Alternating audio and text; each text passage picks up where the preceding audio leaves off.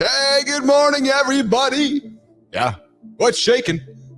You're back, we're back, everybody's back. Matty Roof is back, Melissa's back, Mike is back, Adam Holroyd is back, Jimmy is back, B-Drive is back, Uncle Keith is back, the Big Sure SM7B, the Deep Voice is back.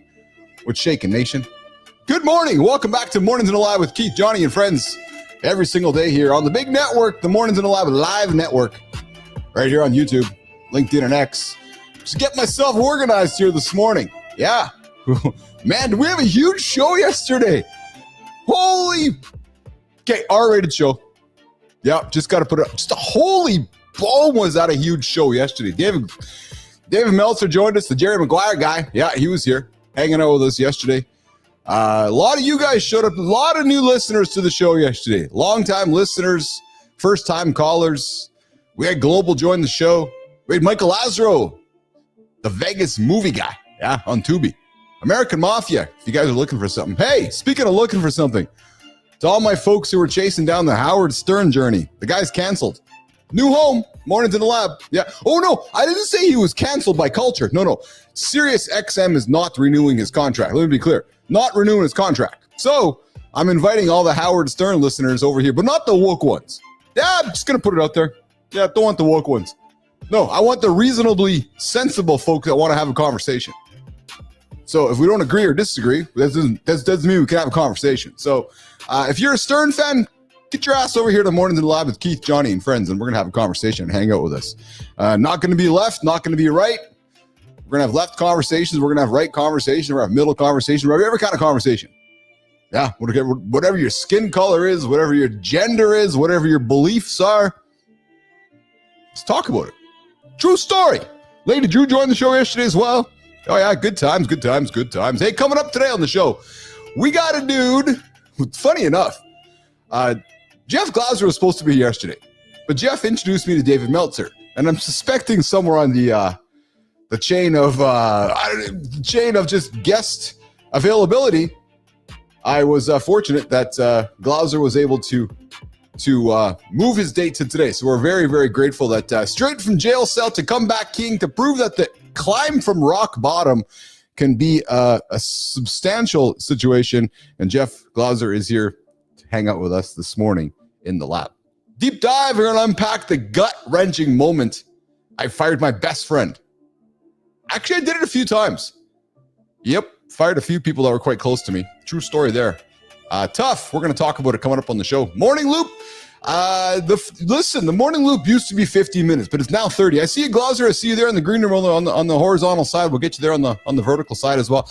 The Morning Loop used to be 50 minutes, but the reality is that the world is rapidly changing around us, and because there's so much to talk about, I thought I can give you guys 30 minutes of it. So the Morning Loop is now 30 minutes of unpredictable news, hot takes, and live men's conversation.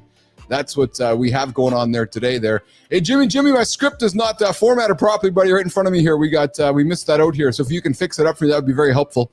I'm looking at my notes, and Uncle Keith's eyes are not as big as they supposed to be when I was 10 years younger on that one. Yeah, that's exactly it. We also have an interesting conversation coming up today. From blow to BJ. Yes, we're going to have the conversation. Y'all wonder where that word originated, the blowjob? Well, it's linguistics is a funny thing. We're going to talk about it later on today. Yeah, the idea of, and we're actually going to have an appropriate conversation about it. This is not about being ridiculous, not about being 12-year-old children, not about being that 11-year-old son going, oh yes, I want to get a blowjob. No, we're actually, do you guys know where it came from? Because it's actually not blowing, it's sucking. So why is it called blowing? We're going to have a conversation about it today. Yeah. Linguistics today on the show. I know Johnny Andersen has something. I suspect Johnny's going to bring a philosophical play about it. Here's the thing I love about Johnny since he started hanging out with me. He's like the nutty little son of a bitch, brings these topics up that I have no clue what he's going to talk about. Now we're talking blowjobs and BJs. I'm like, no, Johnny, we're talking about the linguistics of how it arrived there. So we're going to have that conversation later on in the show as well. And hey, guys, also later on in the show, the biggest mistake I made building a $50 million company. and truthfully, why it's probably the best blueprint for your most and next audacious goal. And I got to be honest, guys, as I was going through it, I vowed it wouldn't happen to me. It did. It actually did. Oh, yeah. Fuck, man. And it's taken me probably up until the last few years to sort that out. Yes. And then hour 3 inside the lab, we're going to get some AI hot takes of what's happening in the world of AI and so forth. I dropped something in producer and in my colleague Melissa's inbox yesterday. Melissa's in the comments, guys. What's shaking, Melissa? Google released something yesterday which will blow everybody away. Hey, listen, Zuckerberg was not wrong with the metaverse. I'm telling you all along. So I'm drinking that Kool-Aid. I know it's a crazy word, but the reality is, it's just, let's just rebrand it the AI world, because I'm gonna share some stuff with you guys later on in the show, which will, if you think your mind's being blown away today, wait till tomorrow. Oh yeah, true story. All right, Jimmy. Let's get a transition going. I see Johnny patiently waiting for me there. I keep telling the guy come in around the 5, 6, 10 minute mark now. Jimmy, let's transition to the morning loop. Let's bring the big dog in himself.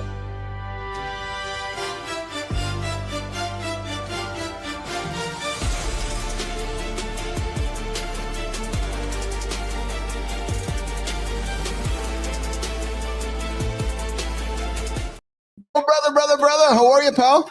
What's up, brother? How are you? Fucking crushing this morning. Are you? Dude, I don't know what it is, man. I swear to God, I woke up this morning. I sat up in bed. I was like, fuck, I feel good, right? Just kind of sitting there. Nice. Right? Yeah. Get up, go take a piss. Yeah. Check my phone. Yeah. It's fucking 2:01 in the morning. Oh, you still had there you go. You time to get up and go. I'm not going back to bed. Are you kidding me? Yeah. Shit, I was ready to rock. I was having an extra hour this morning. Dude. It was amazing. I love about your attitude is that it's like you've discovered the end of the rainbow, and you're like, oh no, man, I got an extra hour of time. I feel great. I'm sleeping. I'm puffing on my stogie. If I'd have laid back in bed, I'd have been like trying to fall asleep. Yes. If I need this, see, the beautiful thing about my system, my philosophy of life, so I've got that nap. Did you say 11. System? Did we not talk systems yesterday with Dave Meltzer, Johnny Andersen? Philosophy of life. Yes. Because I have that nap. So if I'm ever in a position where maybe being up that extra hour is grinding on me, I'll pull it back in that nap. Oh yeah. It's such a tight system, baby. It's so tight, So I got to be honest. I look at the calendar. Oh, hold on a second. Today's not training. Yesterday was training day for you. No, today is. Today is. Yes, that's right. Yeah. Oh, that's the other reason you got it. I know you. I forgot today's Wednesday. Well, I know. So listen, you and I live in a loop, so the days don't really matter. But because the world took like a day off on Monday, it just kind of messed up a little bit of the way my schedule worked. What do you mean? What did the world do on Monday? Well, they apparently Monday was like a holiday or something. So what was it? It was like August long weekend, I think, apparently. So I had to spend some time. Hold on. What? Yeah, there's a long weekend, Johnny, in August. Yeah, where folks. That's what they call it. It's a holiday for an August long weekend. Yeah, true story. What the fuck is wrong with everyone? Jesus Christ, you're fucking kidding me. See, this is the problem. Yeah, people are running away from their fucking lives. I fucking run to it. I'm running to it at fucking 2:01 in the goddamn morning. You know the best part about that is, dude, I have people, and I actually tested that fact this morning. I'm going to put them on Front Street in a good way. Yeah. My coach, Justin Wenzel, I texted him this morning. Yes. He was awake with me. Oh, there you go. There's not many people you can text at 2 in the morning that are going to respond. True. This is true. So 2 o'clock would have been 4 o'clock. Guess what, brother? Your other coach, I would guess your assistant, was up as well. Look at that. The two men in your life that you surround yourself that make you a better person. Actually, I'm going to be really serious with you. But you're not West Coast time, are you? No, but I'm 4. So, but when you wake up at 2 o'clock, it's 4 o'clock over here. I'm up. That's like an East Coaster saying that they fucking get up at. Oh yeah, I'm up at 2 in the morning too. No, dipshit, it's fucking 5 where you are. No. But I'm up at your 2 o'clock equivalent. But it's 4 for you. Yes. So, but if I'm up at 2, you're half asleep. It's still midnight for you. Yeah, very true. Very true. So fuck, man. Come on, give me some slack, brother. Math. He's wanting to get in the 2am club. I love it. Clock education with Jon Andersen and Keith Bilous this morning on it. But brother, I'll tell you, man, we had a huge show yesterday, man. Holy Christ, was it a huge show? And I was feeling a little bit of the effects here today. I was saying to Jimmy, man, and I'm not tired as in like tired. It's been on. I've added this third hour to the show, and that third hour of the show takes away an hour of prep. And dude, I can't. So listen, we do our little thing here to our folks here on the show and to around the world. I can't imagine what it's like you did, getting in an arena, getting on stage, getting into a wrestling ring in front of 10, 20, 30,000 people night after night after night, and just keep going. Like there's a true grind to that, man. Holy smokes. Well, what's weird about that is this. And people, unless you've been there, you don't understand. No, you don't. Well, and what I'm going to say is what really I'm going to say, but you don't understand, is that you can be like fucking dead dog tired. Yes. No sleep from traveling, blah, blah, blah. You could be hungover. You could be fucking high. You could be whatever. It doesn't matter what you are. When your fucking music hits, yes, 30,000 people start going fucking bananas, it doesn't fucking matter. Yeah. All that shit goes away. And the problem is it puts you deeper in that hole. Yeah. So in my own meager little thing here. What's that?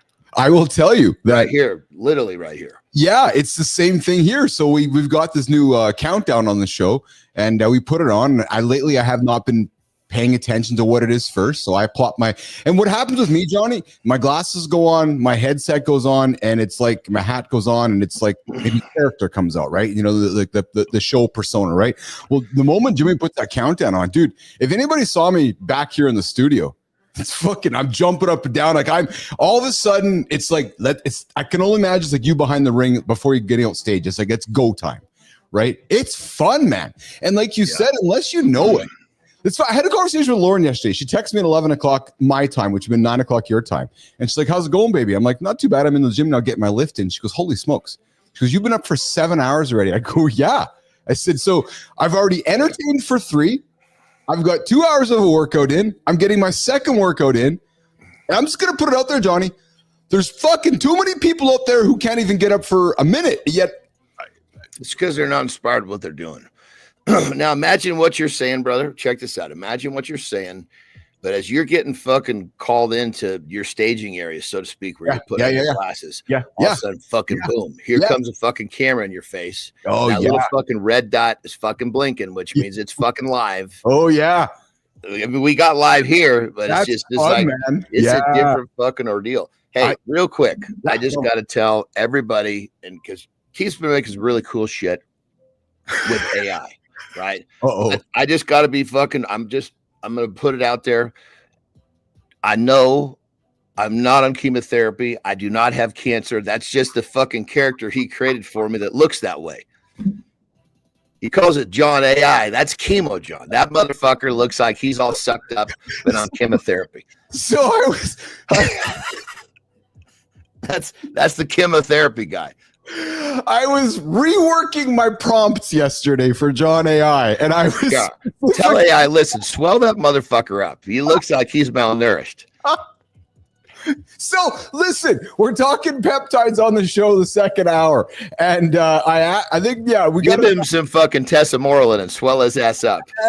And I if you look at the thumbnail I made for that conversation, Johnny AI is looking a little better there today. You look like you got a list. Well, we got to make sure that should come. Look, I haven't showed Terry.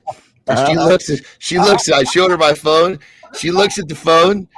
She looks at the phone, and then she looks at me like, what happened? I think what she saw was what she didn't want to see when I was like 85.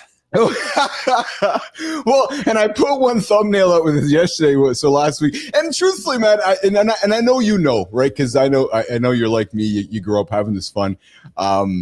there's some ridiculous fun in all this. And I made a thumb last week with you and me on the beach, and you were doing some yoga, and I took a page out of you being on the rebounder, and I have you kind of in a jumping mode, and you look just ridiculous. So do I. We both look ridiculous. I got one video out there where I'm like, look at me. I'm just this little fucking tool, and I have you saying it's just fun. But you know what, pal? I got to tell you, brother, I got marketers and people coming to me saying, I love what you guys are doing with the use of AI in your show. Because here's the reason I'm going to put a plug. You and I show up live every single day. We create that live human connection, which gives us the freedom to have some fun with these tools in the market, because people are like, oh, hey, there's John AI, there's Keith AI, there's Glad, like there's all these fun characters, but I can really come see the real human, interact with the real John Monday to Friday, 8 o'clock Eastern time, morning live with Keith and John. So, and I'm telling you, man, we're doing things that many aren't reaching into yet. And because I find too many folks, oh, that's fake, that's AI. Well, yeah, it is AI. I'm using it. Come see me for real, right? So we're having. But it's supposed to be like I don't know, what would you say? It's not supposed to be pretending to be us. It's supposed to be, it's these. We've named them differently, for Christ's sake. Exactly correct. I mean, what the fuck do you want? It's not like you said, yes, this is me. No, dipshit. This is John AI. Well, John Chemo. That's exactly right. Hey, TVS. Oh, so I love when folks like to pause. TVS, thank you for stopping your day, pulling out your phone, and making a very, very intentional action of typing Keith and John a message. And I'm really, really pleased that you decided to type the message that says, dude, talking is a tool. Like, such a profound statement this morning in TVS. I just wanted to say thank you for stopping and giving such a mindful comment, because that comment has probably added some of the most enlightening content to today's show, maybe even the whole week. So TVS, I invite you to spend time hanging out with Keith and Johnny on Mornings in the Lab with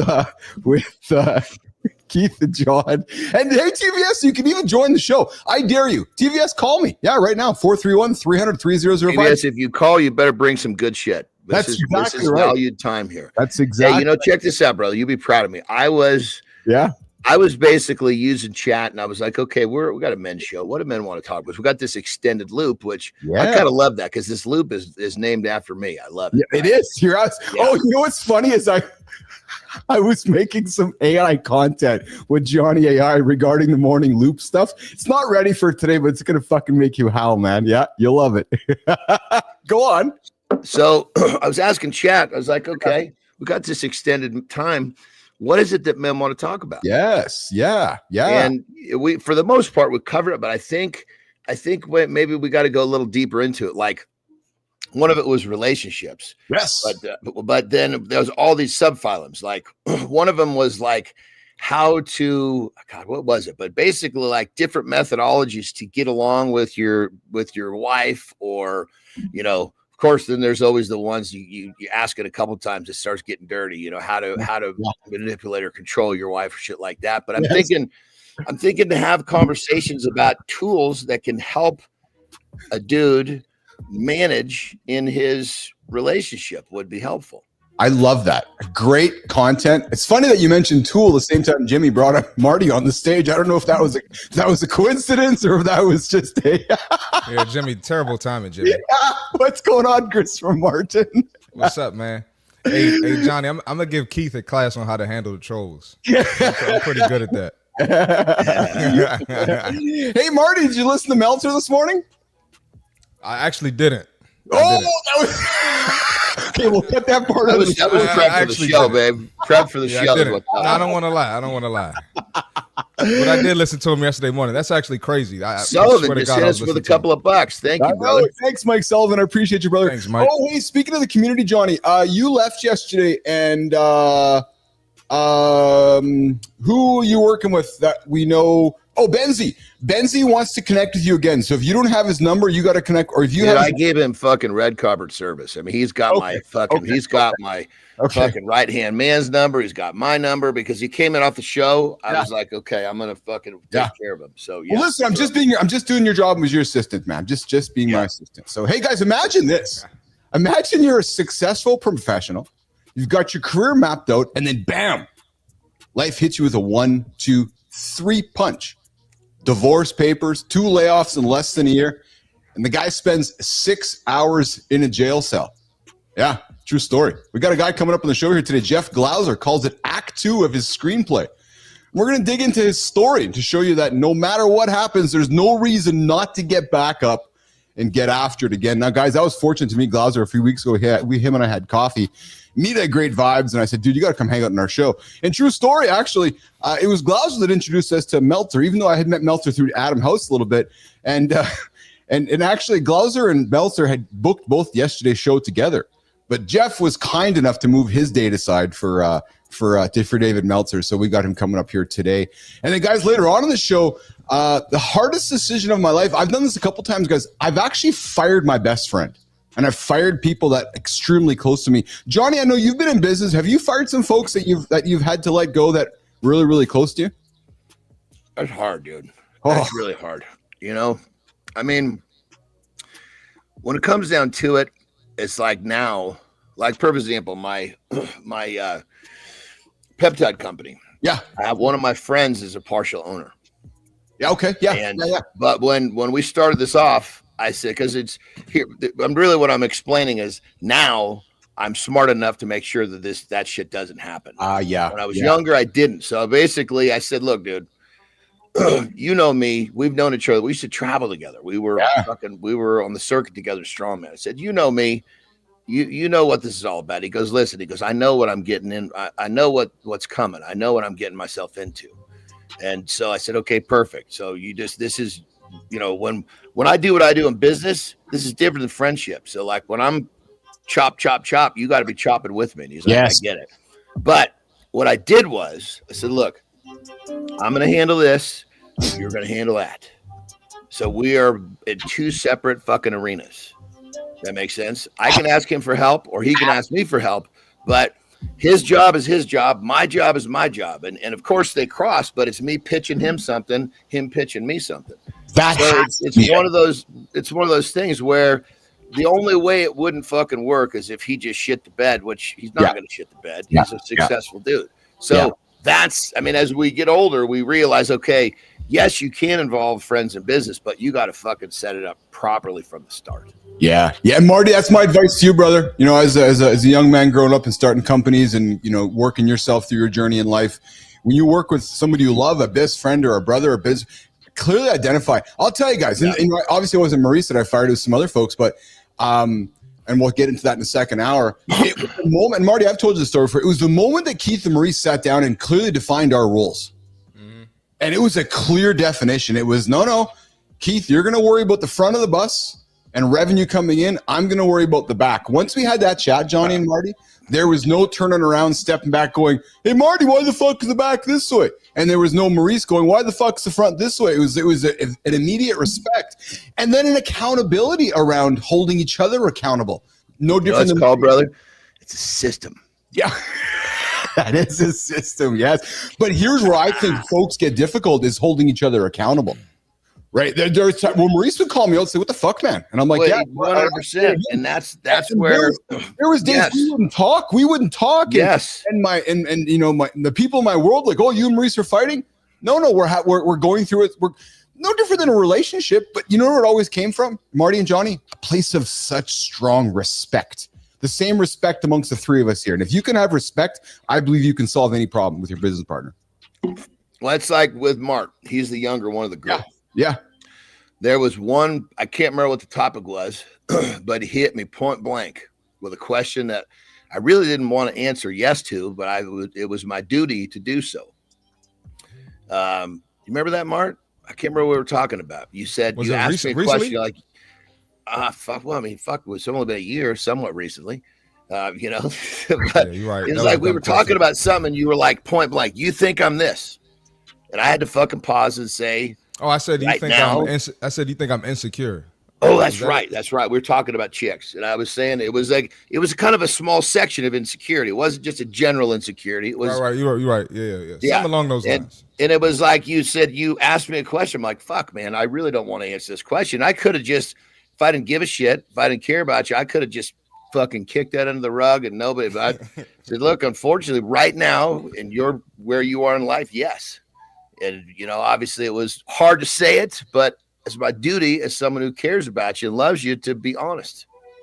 And I didn't take it personal because I not at all. Because you recognize it was an opinion, a position, and probably just made you think a little bit, and that's what it was meant to do. Yeah, that's all. Yeah.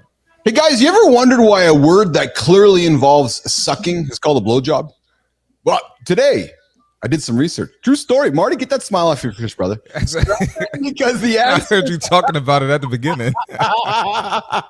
Nobody else has this conversation, so I decided to have it. Hey, can I be honest with you guys? As I was prepping for the show, true story. I got hold on. Definitely don't be honest.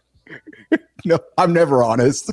I was prepping for the show yesterday, and I was prepping with Carter and Piper, my two kids, and we were talking at this topic. And I'm like, hey, here's a perfect topic for today's show. Why does the word blowjob exist? So it was a lesson in linguistics with my kids. Yeah, we'll say, what does their generation think about that?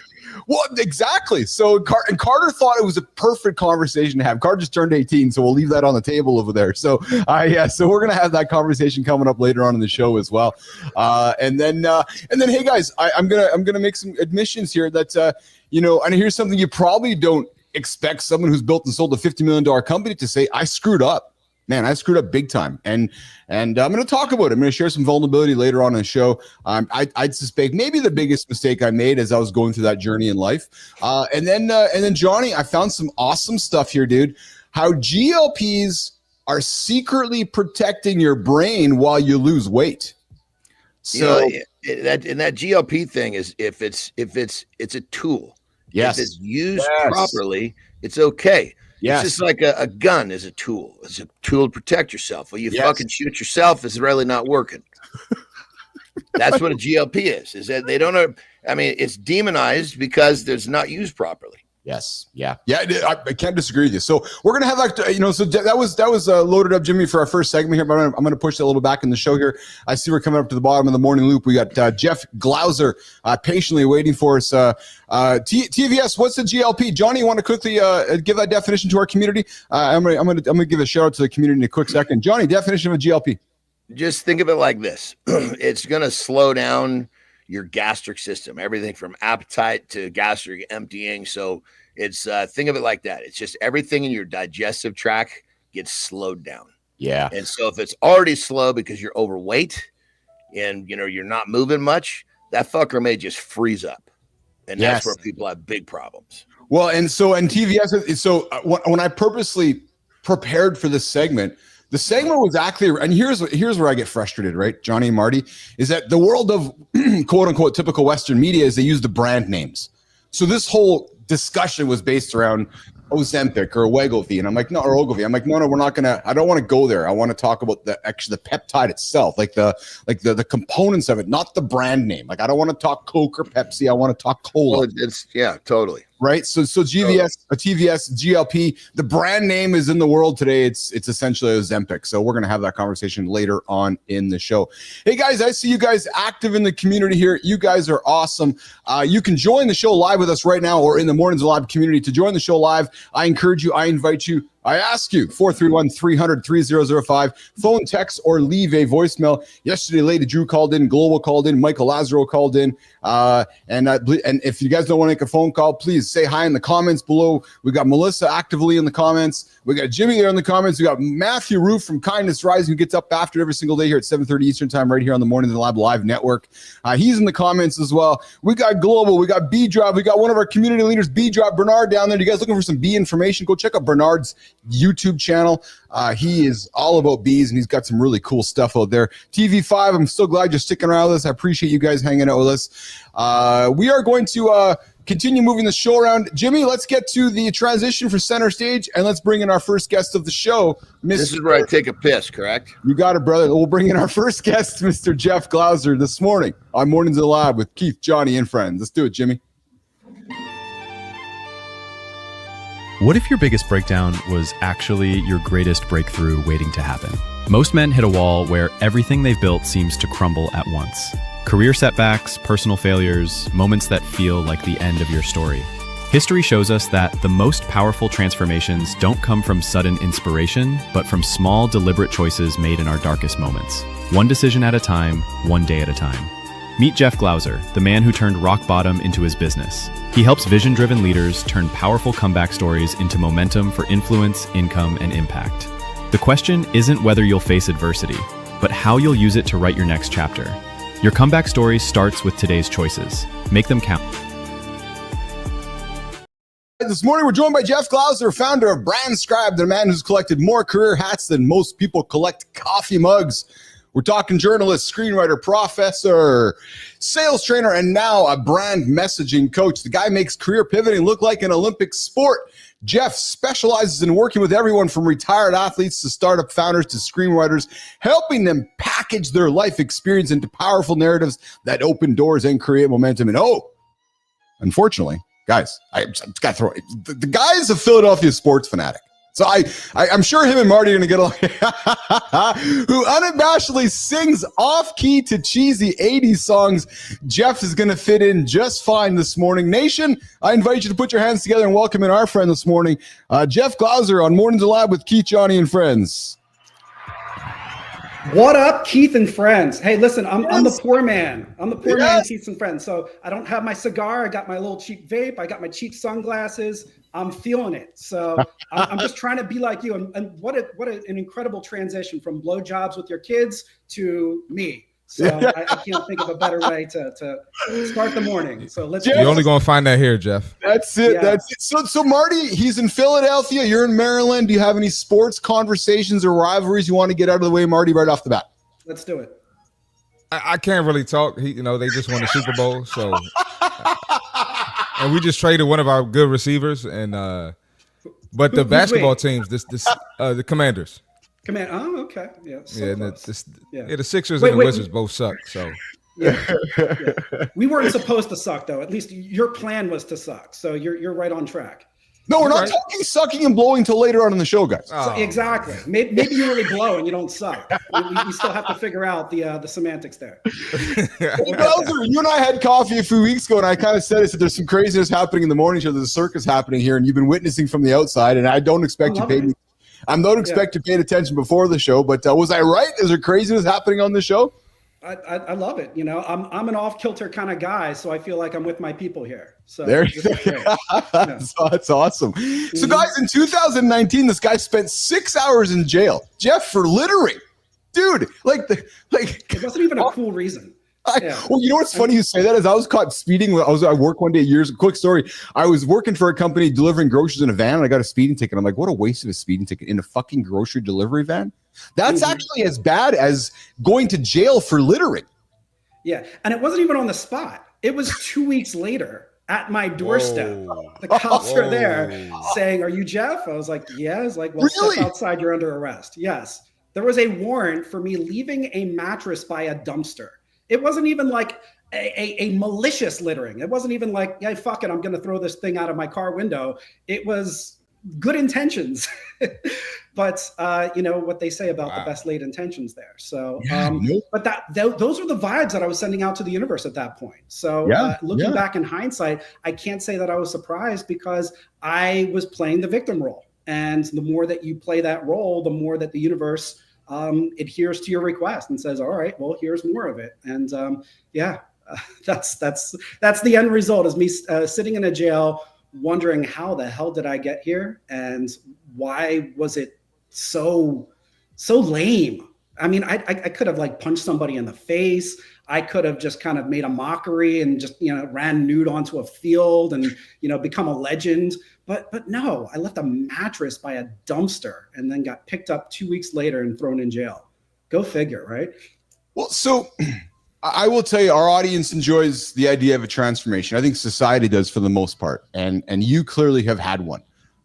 You had a complete life breakdown in 2019.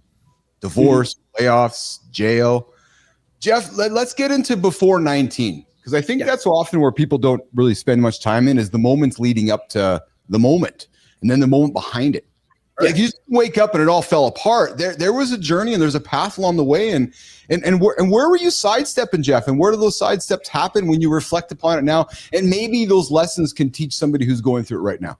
Yeah, Keith, it was a slow burn. So I think like most people, you have some sort of goal, you have some sort of ambition. And then the more that you get detoured, the more that you begin to think, well, maybe that wasn't my path.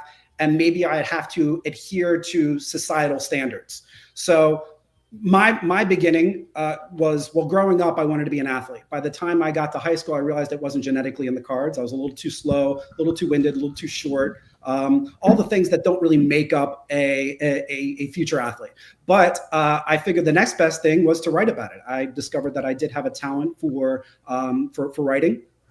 So that was the path. And what I also realized in hindsight is that I was late diagnosed ADD. I had a bit of chase the shiny object syndrome, and I remain a bit impatient to this day. So when I didn't get that cushy job right out of college, I decided to kind of pursue that FOMO and figure out, okay, well, what's the next thing that's in front of me that might sound interesting? And for a while it worked. So right out of school, I had an opportunity to travel for 2 years as a leadership consultant, actually for my fraternity, which was really cool. I got to, on their dime, I drove all over the country, visited over 100 different schools, had no intention of going back to school until I visited over 100 of them. So after those 2 years, I went back to grad school.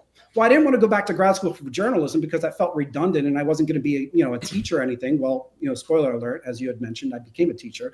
But so I went back for film. And that was another passion of mine. As you had indicated, I'd say about 98% of my brain is encompassed by sports, movies, and 80s music. And then the other 2% allows me to walk, talk, and function. So I did that for 2 years. And then when half the class made the mass exodus out to Hollywood, I chickened out and stayed back. And that's when I pursued the sports journalism career in earnest. So at that point, I was in South Florida. I was a stringer for the Associated Press. It was a project by project basis. And after a year of that, I started getting antsy. I took the test for the Associated Press to get on full time. I did not pass the test and decided, okay, well, what's the next thing? So I bounced around for a little bit, got tired of that area, went back up to my roots in South Jersey, became an editor there. Print started giving way to digital, found myself scrambling, went back to freelance, was a columnist for Bleacher Report. Again, looked great on paper, but they say timing is everything. And that was prior to them handsomely compensating their writers. So it was just more looks good on paper than anything else. So at that point, I began a relationship with my then wife. And the freelance journalism / at that point, I was also an adjunct professor. Again, I enjoyed it. But it wasn't paying the bills. And I was at institutions where it seemed like everyone was tenured for life. So this juggling act began to appear where it was like, all right, I keep hedging my bets because I was afraid to go all in. And that fear of failing completely, counterintuitively, made me fail even more, as opposed to if I just embraced one particular side of things. So at that point, I decided that I want to do the quote unquote responsible thing to be a supporter and be a provider for my family, and fell into sales and marketing. Ultimately in the reputation management, digital PR space, which seemed like the perfect kind of combination of this newfound sales aptitude that I had gained and my passion for the media. Worked with a few different startups that were all eerily similar, where they served as their own best client. That part is good, but they weren't necessarily delivering for the actual clients. So at this point, I'm running sales teams and basically telling them, pay no attention to the elephant in the room, just keep your head down and grind. And then at the same time, answering the ownership and trying to justify to them why we weren't getting those results, which, spoiler alert, is because we weren't able to deliver for the existing clients. So I grew disenfranchised with that. And I guess that's kind of what led to that comeuppance moment in 2019. So the more that I strayed away from what my dreams really were and where my passions lie, the more that I kind of adapted that victim mentality. And the more that I just kind of settled into this space. And because of that, and because of that level of inaction and that lack of drive and fire that I'd had, it began to impact other areas of my life. You're hanging out with Keith, John, and Marty here, and our guest Jeff Glauser this morning on Mornings in the Lab. Johnny, you're hearing Jeff's transformation story. I know you were listening in the background there, Marty, you as well. What's jumping out at you from Jeff's transformation story, Johnny? Well, the first thing, he reminds me of me on a podcast. But before we get started, I say, I'm just going to talk until you redirect me. So, brother, great job rocking and rolling there. Bring it on. Yes, I can keep going if you'd like. I hear it's I saw that. Show, I was like, Keith's going to have to redirect you. I'm going to have a tennis match in play here. Yeah, Johnny, go after it. Yeah, I think when it comes down to it, what I really like about it was the fact that he's making this huge push to share it. Yes. Because there's so many amazing, inspiring people and stories out there that never actually get put into the forefront where people can take something, because everybody that has one of these stories is going to be received a little differently. So it might be this guy over here that responds to that guy. So it's like the more that are out there, the more helpful they are. And that was a big turning point for me. It's to realize that I was not alone on this journey. And the more that I sought out that tribe, and the more that I was able to embrace that vulnerability, it was very therapeutic. But it was something that I had to learn the hard way. It was one of those things where you got to hit that rock bottom in order for you to then have that second act in life. And for you to. And on that level, brother, that rock bottom, that's the thing where I like to say, look, yes, that thing when you fell on your face and you knocked your fucking teeth out, that was the pivotal turning point. That's what allowed you to redirect. That's what allowed you to get better. Those are the moments that if people understood were the blessings, we'd live in a different world. For sure. Marty, question for comment for Jeff. Marty. Yeah, I got a couple comments. It seems like, Jeff, you just the kind of guy that's like, hey, I'm just going to do shit until I find something that works, You were in South Florida, then you went up to Jersey, you run a sales team, you discovered your passion for writing, which it sounds like you didn't know you had that earlier in your life. So sometimes you just got to try things, even if it doesn't sound like something that appeals to you or something that's interesting. And it seemed like it worked for you. So I feel like the three of us are kind of the same, and you speak in our language. So just wanted to give you your credit there. Love that. Yeah. Love that. Hey, good morning, everybody. I see you guys all in the comments here. We're having a very engaging conversation this morning with our guest, Jeff Glauser. Turd, welcome to the show. TVS, I see you still hanging on. I appreciate you guys. Answer, I see you there as well. B-Drive's keeping everybody on park, along with Melissa and Global and the entire gang here on Mornings in the Lab with Keith, Johnny, and friends getting after it. I'll do as best as I can getting to your guys' comments. Jeff, so you never said it's too late to write that next chapter. And there's guys listening to our show right now. There's guys listening on demand later that think that they are in a corner. And they're like, fuck, I'm stuck. How do I get out of this corner? And then Marty alluded to that you strike us as somebody that just keeps the feet moving, keep the feet moving, even though you're in the corner.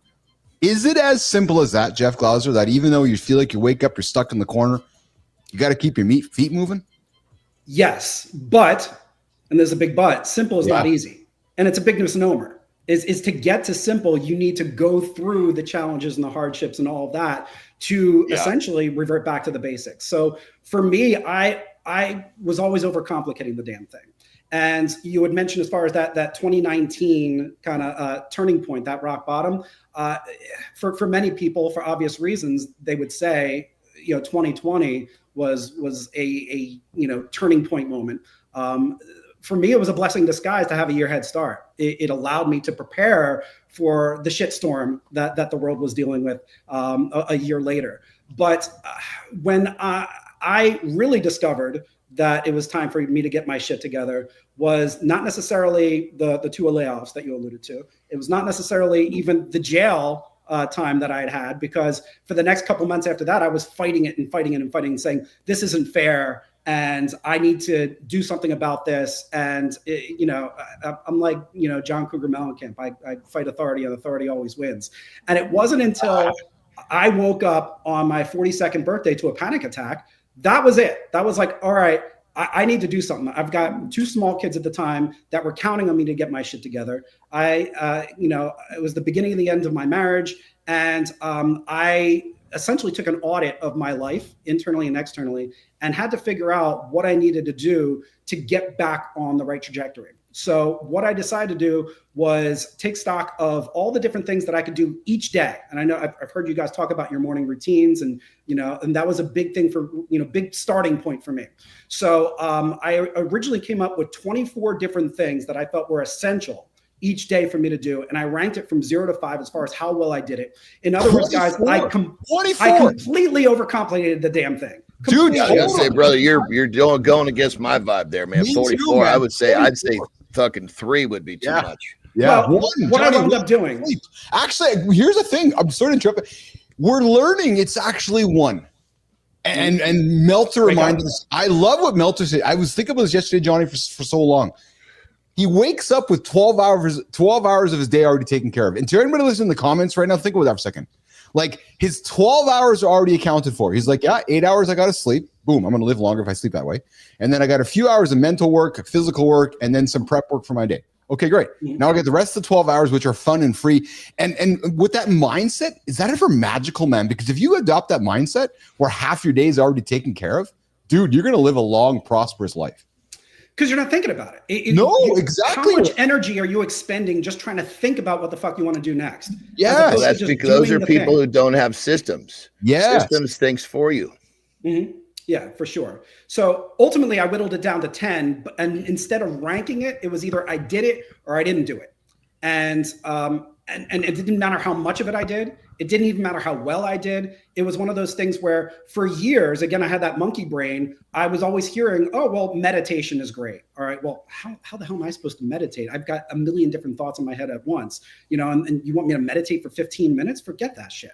Well, what if I start with just 1 minute of observing my thoughts? Okay? Yes. Exercising. All right. Talk about imposter syndrome. Okay. So I come from a long lineage of comeback stories in my family. So my mother was a homemaker up until her 40s. And when my father passed away at a young age, she took up bodybuilding and became a professional bodybuilder and professional personal trainer. Very inspirational.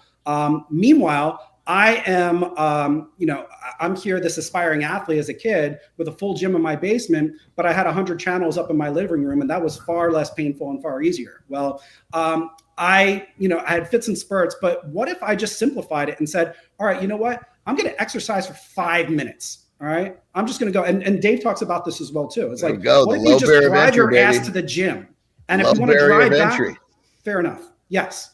Yeah. Low barrier of entry. That's key, brother. Love it.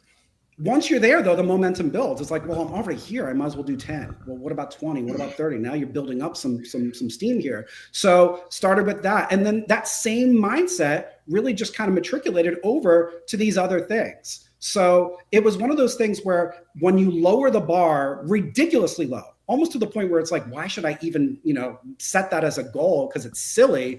But then you start building up those small wins.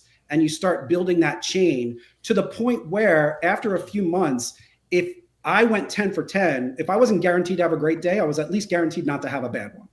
And that was my proof of concept. And, 6 years later, it's still the same thing where I just, now have that on autopilot where, all right, I need to check these boxes and then everything else is gravy. I'll just handle it, as I need to.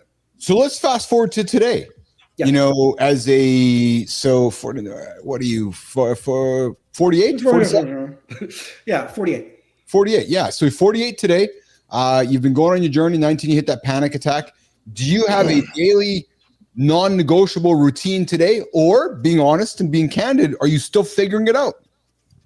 Well, it's the 10 that I alluded to. So, each morning I need to have today. Like that's an actual today thing. Like I know you said that, but that's like as in today, every single day, those 10 things you get done, right? Those are happening for you, right? Yeah. Yeah, that's my morning. Yeah, or most of the morning and then into the afternoon for sure.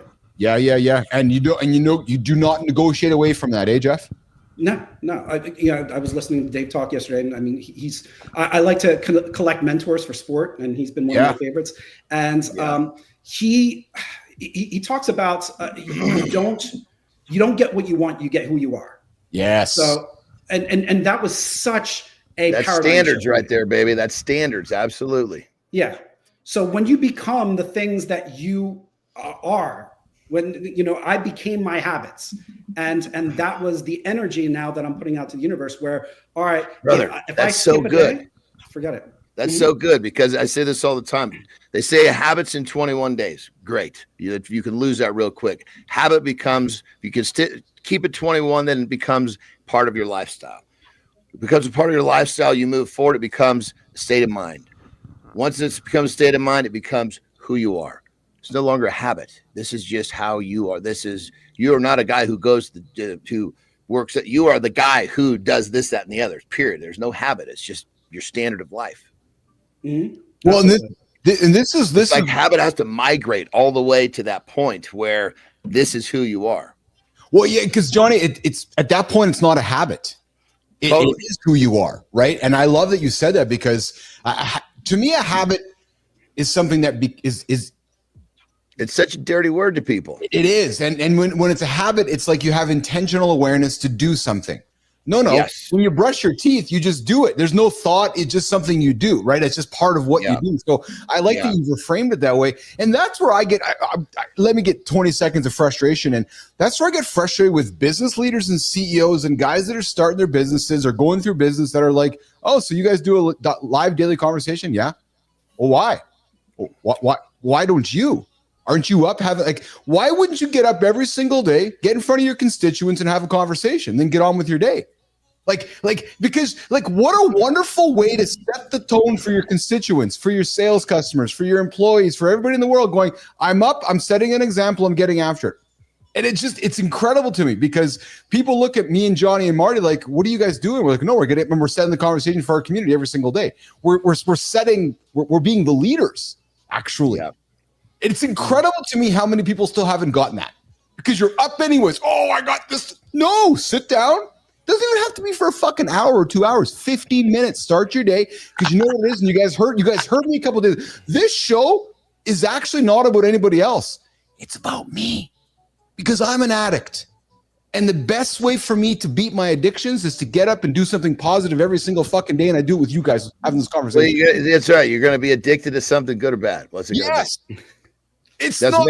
That's me. That's why we jive so well. I know. The difference is you're just a nut little sucker, and I'm the big handsome one.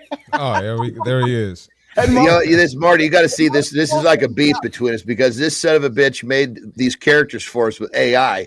My fucking character looks like he's on chemotherapy. I'm still waiting. He's all fucking sucked up.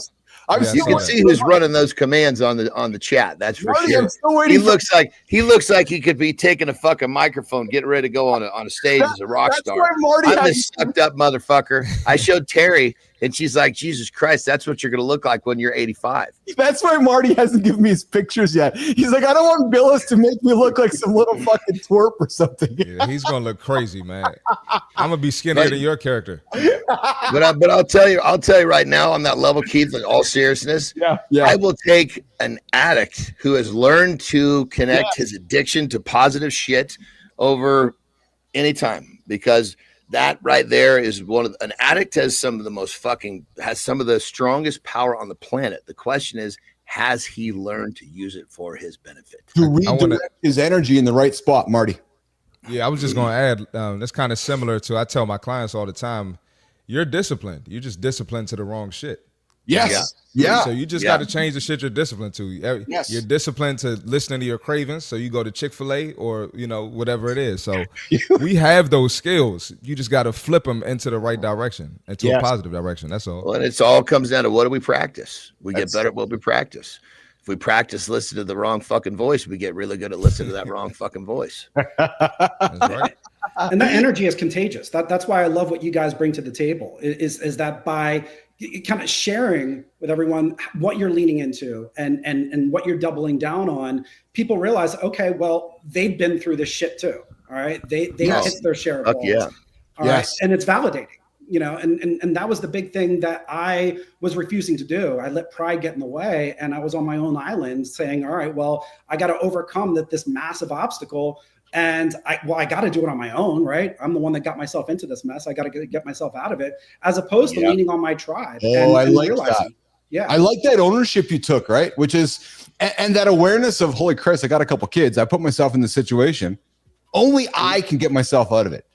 And you knew it was going to be scary as shit, Jeff. You're going to fall. But man, men to men here, there's a lot of pride in getting up and getting after it, right? And achieving that success, right? You got to own your shit. You really own your shit. Got to own your shit. All right, guys, well, listen, we're here with Jeff Glauser this morning on Mornings Live with Keith, Johnny, and friends, and we are going to get to a rapid fire, Jeff, because we've had you here for 30 and our 28, and I want to get you on with your day here. So, Jeff, I got some rapid fire questions for you before we walk you out to the rest of your day. Coffee or 80s music to start your morning, or both? I mean, well, 80s music for sure. I mean, that's instant caffeine. I mean, right there. Yeah, baby. When you got the 80s. Come on. Eagles or 76ers if you had to choose? Right now, Eagles for sure. Don't get me started on my Sixers. They're so bad. What the hell are they doing? Yeah. Would you rather write the next great American novel or the next blockbuster screenplay? Blockbuster screenplay. And stay tuned. I got a couple in the queue. Oh, very nice. Very nice, bro. Very nice. Jail cell or panic attack? Which was worse? Panic attack. Yeah. Teaching or journalism, which felt more natural? That's a good one. Yeah, both of them are really kind of embraced. Can I chicken out on that one and just say both? So I have an observation, Mr. Glauser. You've used the word chicken out twice on this show. I'm going to come back to you on this one. I love my poultry. If you could ghostwrite anyone's comeback story, living or dead, who would it be? I've got a couple right now that I'm doing that. There's I love where I'm at with them. So one is actually an adapted screenplay from a book where this guy, he was a former rock star who was at this spiritual crisis and decided to throw it all away at age 30 and start again from the ground up. And this is where it merges all my passions and interests, and started working with the New York Jets on the ground floor, mailing out signed Joe Namath posters. Wow. And then worked his way back up to the top of that organization. So he reinvented himself, and that was an inspiration to me. So I can't wait to see this on screen because that's where it belongs. This was a guy on the Ed Sullivan Show twice, American Bandstand, and then he was working for basically minimum wage at age 30 after all that. I mean, he toured the world. He had, he got drunk with Paul McCartney. He was touring in the plane. Hey, Jeff, these are supposed to be rapid fire questions. Just a quick reminder. This is a slow fire. Jeff is passionate about that one. I love it, Johnny. I love it, man. That sounds interesting, though. Yeah.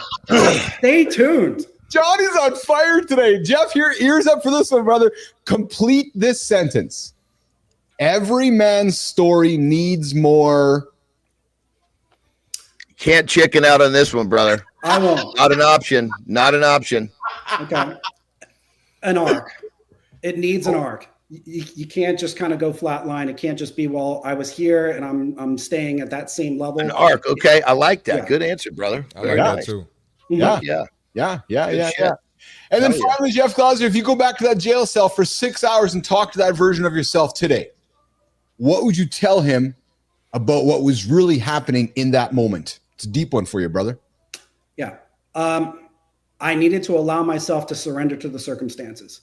And there's a big difference between giving up and surrender. And I just didn't realize it at the time. You don't give up, but you do surrender. Dude, good job keeping that one to rapid fire, because that one could have fucking gone. That was just for you, Johnny. Yeah, Thank you, I don't want to piss you off. I see those. If Johnny didn't say anything, Jeff would have kept going. Exactly. I waited for him to stop, dude. He was all that was all him. You know what's funny, Glauser, is when I first started hanging with Andersen, and so Andersen was the guest on our show early, and then we started hanging out, and Johnny's become a co-host in the show, and I said to Johnny in the early days, I'm like, dude, I said, conversations like a good tennis match, back and forth, not paragraphs. So Johnny has taken that to heart, and he's like, okay, I get it, sentence to sentence to sentence to sentence. So because Johnny, this is this is more like a live conversation. If you're if you're like a podcast format, they'll get you. They want you to talk for 15 minutes. You're telling a story, but obviously these segments are only 15 minutes. And you can't edit me. You're screwed. So. Guys, we've been joined this morning by Jeff Glauser. He's the founder of Brand Skype, and a man who's collected more career hats than most people collect mugs. He specializes in working with everyone from retired athletes to startup founders to screenwriters, helping them package their life experiences into powerful narratives that open doors and create mention. Create momentum, I should say. We've been very fortunate. Jeff spent 30 minutes with us this morning on Mornings in the Lab on the center stage. Jeff, how can folks connect with you, find you, engage with you? Hopefully you'll join our Mornings in the Lab community and spend some time in the comments, come back and spend some time in our community. But where can folks find you, brother? Sure. You can check out my website. It's brandscribed.com. So it's like transcribed, but with a B. I got my email down below there. You can reach me at jeff@brandscribed.com. I like to loiter on LinkedIn, so feel free to connect with me there. Sometimes I have my long-winded posts there as well too. So if you like my filibustering here, then you'll love it there. And always love to connect with like-minded people. I love it. Filibustering, dude. We haven't had that word on the show yet today. That word has never been dropped on our show. Filibustering with Jeff Glauser this morning on Mornings Live. You can call it pulling pulling a Glauser. Jeff, I appreciate you, man. Thanks for hanging out with us this morning. Thank you, guys. Inspiring shit, brother. Thank you. Appreciate you, Jeff. All right, Good you got stuff. it. Take care. All right, take care. All right, Jeff's going to be on his way. We're going to reset hour 2 here. Marty, I suspect you have to rock and roll, brother. You got to rock and roll today, man. Got to go lift some weights at the gymmer. Something like that. Something like that. All right. Well, I Yeah. appreciate you, brother. I enjoy having you on the show here today. You get out and get after it and go connect with Glauser on LinkedIn. And Johnny, you got to sneak away for a break, or do you got? Should we get into some peptides conversation, brother? Give me a quick break. That way I can run to the end. You go for a break. We'll come back. We'll do a lifestyle tip, and then I can do the tip first if you want me to. let's do that. All right. So Jimmy, we'll walk Marty out of here. Johnny will do a lifestyle tip, and then we'll come back and I'll reset the second hour, and we'll get into some. Yeah, we can stick to our format. See you That's tomorrow, when I fellas. get done. But Marty. hey, have a good loop, Mark. All right, Marty. Take care, brother. All right, Jimmy. Let's do this. Let's do lifestyle tip with Johnny, and then we'll continue the show with a bunch of awesome topics here on Mornings Lab with Keith, Johnny, and friends. Jeff Glauser's out. Marty's out. Second hour starts right now, Jimmy.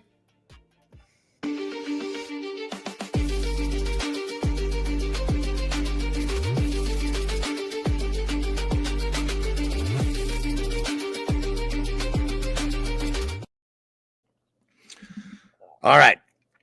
This is kind of bouncing off the conversation we had with the last guest. You see, there are too many people, too many guys out there that somehow are hiding behind the fact that something happened to you.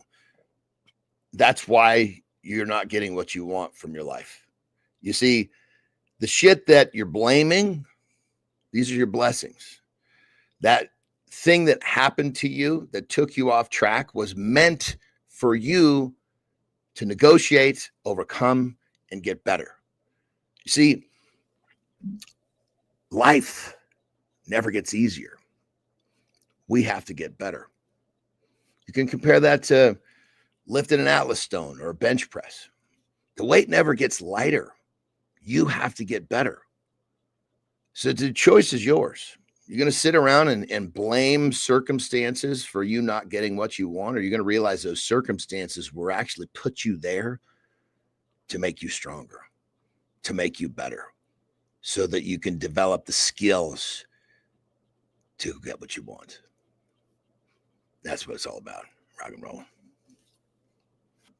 All right. Good morning. We got Johnny here. Gonna say good morning, everybody. Got Keith. Mornings in the Lab with Keith, Johnny, and friends. And I got somebody here on the Mornings in the Lab hotline. Who's this right now? This is Lady Drew, baby. Hey, I'm just calling to say good morning, everyone, and blessed be. Lady Drew joining us here on the Mornings in the Lab hotline. You can join the call as well, 431-300-3005. I appreciate you, Drew, joining the show here today. How's your morning been so far, Drew? Honey, every day is fantastic. You know, I've already informed y'all I was homeless for 2 years. I moved here in Wilkesboro, got my rental house. I just want to say, everybody, I'm a true living beacon for saying never give up. You can be successful, so go for it. I love it, Drew. I love you joining in us with a quick call. I'm going to reset our second hour. Drew, you know how our show goes. I love it. You hung out and you helped me reset the second hour here. So, Drew, I'm going to see you back in the comments. I'm going to go talk to everybody in the comments. We're going to keep the show going. How's that sound, brother? Everybody have a beautiful day and never give up. I love you all. Blessed be. Awesome. Hey, Jimmy, we got to get a picture of Drew here so we can get Lady Drew up on the screen here in the future. If Lady Drew is going to be a regular caller, which I love. Lady Drew, I appreciate you. I'm hanging up on you now, okay? All right. Ciao for now. Awesome. All right. Ciao for now. Awesome. That is so awesome. You guys, too, can also join the live conversation, and you can do it this way. 431-300-3005. Always taking calls from our community. I would love to have you guys join the live conversation as well. Let's see. I'm going to draw my attention while Johnny's out there taking a break. We're going to draw my attention to the comments here. Good morning, Dusty Struggles. I see you there. TVS. I cut down. I see you still in the comments as well. And I do see a question coming up here, which was, is this channel for drug addicts, Michael? No. It's for folks that want to get up and get after it and hit their most biggest audacious goals. And sometimes that means we have addictions, whether it's addictions to good things, bad things, working out, food, alcohol, nicotine, whatever that addiction might be. We are all here every single morning to help each other get up, get after it, and hit our big, most audacious goals. We're resetting the second hour here, Mornings in the Lab with Keith, Johnny, and friends. We get after it every single day here, Michael. 8 o'clock Eastern time right here on YouTube, over there on LinkedIn, over there on X, and as well over on Substack. I'm your host. I'm Keith Bilous. Johnny Andersen is also my co-host, and Christopher Martin, who just left us here after the first half hour, is gone here as well. You guys can join the Mornings in the Lab community, which I invite you to. And to those of you that are in the community, you guys will have noticed I dropped some exclusive stuff behind the members, I guess the members side yesterday. My goal, our goal is to always and to keep offering value to all of you guys. And I know some of you are curious about starting a YouTube channel or looking to reinvent yourselves or to create content or to build the next 5, 10, 15 years of your life in a world of AI, in a world of tech. Well, you got a nerd here who lives and breathes it every single day. So yesterday I dropped my tech stack. And so what we are using to build this platform, I put it behind the members wall there. So I invite you guys to check it out. And my goal here, my plan is to go through all the different tools to keep sharing with you guys. I want to share. I want to help. I want to share. I want to help. So that stuff sits there behind in the Mornings in the Lab community, which I invite you guys to do. So subscribe to the channel. And true motherfucking story. yeah, that's actually something I put out there yesterday, a little ad, and I put the prompt. So if you guys want to make your own, and actually, true story, I put that out there, I put the prompt, and I even gave you guys the prompt to make your own response to that. So I would invite you guys, check out the short on our channel. What is the prompt? Great question, Johnny. Thank you for asking that. Is that what you say to chat to make it do that? Yeah, so Jimmy, if you're able to, I know Jimmy's scrambling here enough. If you're able to, Jimmy, maybe you can pull that up for us to see that on the show here. If you can go into the shorts there, Jimmy, and pull up that. And if you can't, that's totally cool. And I know we're doing this on the fly here, Jimmy. But yeah, so Johnny, the prompt is the words that you put in to create that output. So I was literally horizontal in bed last night, and I was laying there, and I like to read and wind my brain down. And I was having some fun. My brain was still being creative, and I'm like, I'm going to make this. So I made that little video, dropped it into a short, and then there it is right there. And Jimmy, scroll up the page there. Actually, if you scroll up the page, cool. If you scroll up there, if you open that up there, Jimmy, open the puppet. See, look, there's the chemo dude again. Open the puppet one up there, Jimmy. The show me the puppet. Scroll up to the top there, Jim. No, other way, Jimmy, to the top there. Lord, look at that. And then go to the puppet one that yeah, exactly. Open that puppet one up there. And if you open up the description, Jimmy, open the description up at the bottom. No, you just gotta, yeah. So Jimmy's new to YouTube. You guys just give Jimmy patience. He's never used YouTube before. So there's the prompt, you guys. So there's the prompt, which gave me the ability which helped me create that video. Now, you guys, if you guys have Google Gemini, and if you guys have any of these AI tools, take that prompt, copy it, paste it into Google Gemini, and you can make your own video. True story. And then what I would invite you guys to do is to tag that onto my short. So it's as simple as that. So it's funny because in the old world, that ad, Johnny, would have cost tens, $50,000, $100,000. It's crazy that's just put together now. Words, I just type some words in, and there you go. It's pretty nuts, dude.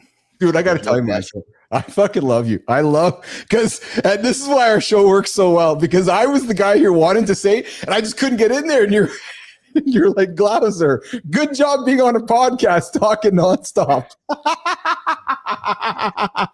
Well, I tried to do it gently. Oh, you did it awesome, though. I loved it. But the thing when it comes down to it, brother, I mean, there's an element of us needing to protect our time. Yeah, exactly. And that's honestly what concerns me about the callers. Well, is that callers, they have to, a caller comes in and wastes time. It's what it's doing is it's diluting this amazing chunk that we're supposed to be conveying to the men that want to learn, that want to progress. And if we have someone that comes on and is not a part of that, it dilutes it. So there's a balance, right? Because the balance is engaging and encouraging the community. But you're right. There's also at the end of the day, we are in the entertainment business, so we want to entertain, we want to afford, and we want to provide value, right? And I do know, and I know you know as well. And actually, here's teaching right now on the show. Not many folks do live conversations because they're unable to. I'm comfortable with this. And the ability of that is engaging your comments and engaging people in the comments. So if somebody's talking too long, it's hard to bring people into the conversation, and because we watch the numbers here on the show as well. But let's pivot. Yeah. Let's go to peptides, brother. This one I want to talk with you because you're an expert in it. And as an aging male, I keep wanting to learn more about it. So Jimmy, I got the peptide one teased up here. You want to run that opener, Jimmy? And we'll get into it on The weight loss peptide revolution just took a groundbreaking turn, one that might redefine brain health as we know it. Recent discoveries show that peptides like semaglutide and tirzepatide aren't just reshaping bodies, they're actively protecting our brains, reducing stroke risks, fighting dementia, and promoting neural resilience. This is bigger than brand hype. It's a medical breakthrough comparable to discovering the blood-brain barrier itself.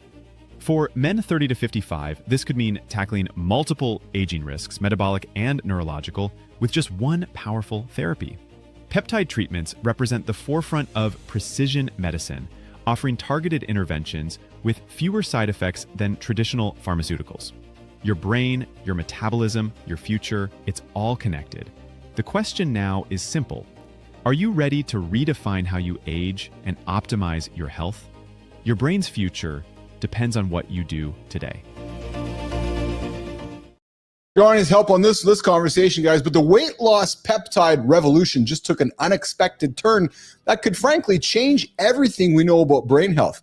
Johnny, I'm going to get your help with this, brother. So new research reveals that GLP-1 receptor agonists like semaglutide and tirzepatide, yep, aren't just transforming bodies, they're actually protecting brains from stroke damage, including dementia risk, and offering neuroprotective benefits that extend far beyond their metabolic effects. Now, not about brand names or marketing, this is about a class of peptides that might represent the biggest breakthrough in brain protection since we discovered the blood-brain barrier. Johnny, you always talk about optimization. What's your take on the fact that these peptides can simultaneously improve body comp and potentially protect brain function? Well, here's the thing, though, brother, is that we have to understand that, going back to the whole Viagra thing, right? Yeah. Viagra was developed for, I think it was something about the heart. They realized all the subjects walk around with boners. I guess we're going to remarket this, yes, right? Yes. Well, these new, there's so much development, but here's the thing. It's basically put forward, semaglutide and tirzepatide are put forward as, hey, you can take this and you're not going to want to eat. Like that's how it's marketed. I want to make it simple. So that's what you do with me. I'm going to go back to you. So I'm hold on. So I'm a 53-year-old man and I want to lose weight. I go to my doctor. My doctor might say, okay, here is some brand name and it's going to help you lose weight, period. What you're saying is, hold on, but that's not. But what it's saying is the doctor's saying this will make it so you can eat less. Okay, I'm sorry. Okay, so Keith, you're going to take this drug, and it's going to put signals in. I don't even know if it'd be considered a drug. Fuck, but yes, you're going to take this peptide. So you're going to take. Thank you for because I want to use the right language. So thank you for that. You're going to take this peptide, and what it's designed to do is to help you put signals in your body to not eat more or to eat less. Correct? No, I mean, kind of. It's going to say, okay, I'm the doctor. I'm a doctor that doesn't really, a doctor that operates like a Western doctor. Yes. Say, guess what, Keith?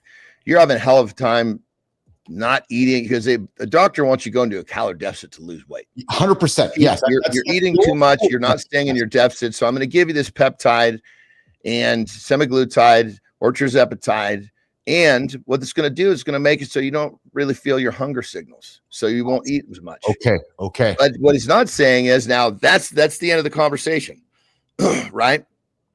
What should be happening is, hey, I've got this peptide that will allow your hunger signals to kind of disappear. But it's very important that you eat something every few hours, something nutritious, because if you don't, you're going to get you'll forget to eat.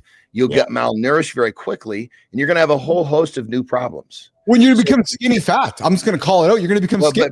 But skinny fat is the smallest of the depression. I mean, skinny fat is the outside. Yeah. Depression. We're talking fucking all sorts of, hormone fucking crashing, all sorts of crazy shit. Your endocrine system crashes. What should be said is, hey, we got this thing. It's going to make it to where it's easy for you to eat better, because you're not going to crave all the shit you're eating, but it's very important you eat this stuff. Now, also understand this is going to improve your health if you do this properly, because there's all of these other downstream effects that this medicine has. But all those other downstream effects that medicine has are completely neutralized when someone starts getting deep into malnourishment. Yes. Good time. So, again, it's just being marketed for that one simple magic fucking button. And that's unfortunate Western medicine. Why? Because the doctor knows once you get all fucked up, he's going to be able to give you a whole bunch of other fucking medicine, which he's getting a spoof off of. Well, and it's just a continuum. And Johnny, question from Good Time here. Well, no, I got one more thing. Yeah, please. So semaglutide, you can literally buy that, for, call it $100 to $200, right? Doctors are charging $1,500 for this. Yeah, because of the brand name stuff. Because again, that's why. And I'll be honest, but it just shows the hustle in this. Well, I know, but there's no intent to help. I purposely wanted to have this conversation about peptides, not about the brand names. And if you notice that, right? Because I didn't want to talk about Coke or Pepsi. I want to talk about the colas. Right? Well, but keep in mind, there are even clinics that I guess you'd say there's a doctor's name on the fucking heading of the clinic, because that to be legal that way. Yes. And you got all these fucking people that are, helpers, quote, prescribing or recommending. Yes. The same fucking shit that it's not the brand name. This thing is a hustle all the way through. I understand. We got some comments in the community, Johnny. I'm going to put up here. Mike Sullivan, I see yours, and Good Time, I see yours. Hey, Johnny, Good Time's back, man. You were gone a couple days ago. Remember Good Time? Good Time had a health scare. And I don't know what it is, and that's Good Time's private thing. And Good Time, if you want to share privately, I welcome that. Brother. I'm glad he's back. Good Time is one of the first in the show here today. And Good Time question, and B-Drive answered, I believe, but just throw it over to you, Johnny, because you are our human experiment. Good Time says, do you get this from your doctor, and is it a shot or a pill? Well, you can get it. Semaglutide is basically that is it. Ozempic is the name they put on it. Yes. Right? So you can get from your doctor. You can get it. There's plenty of places you can get it from. Like on my website, I have it. The key is getting a reputable source, because it's the peptides of the Wild West. They're unregulated. Yeah. And that's the issue with this whole thing. But either way, yes, it's going to be a sub-Q. They're trying to come out with a pill. But the problem is that then the pill, now all of a sudden you've got, it's going to have a negative downstream effect on the liver. So it's just better to do a sub-Q. But I guess what I'm getting at is this.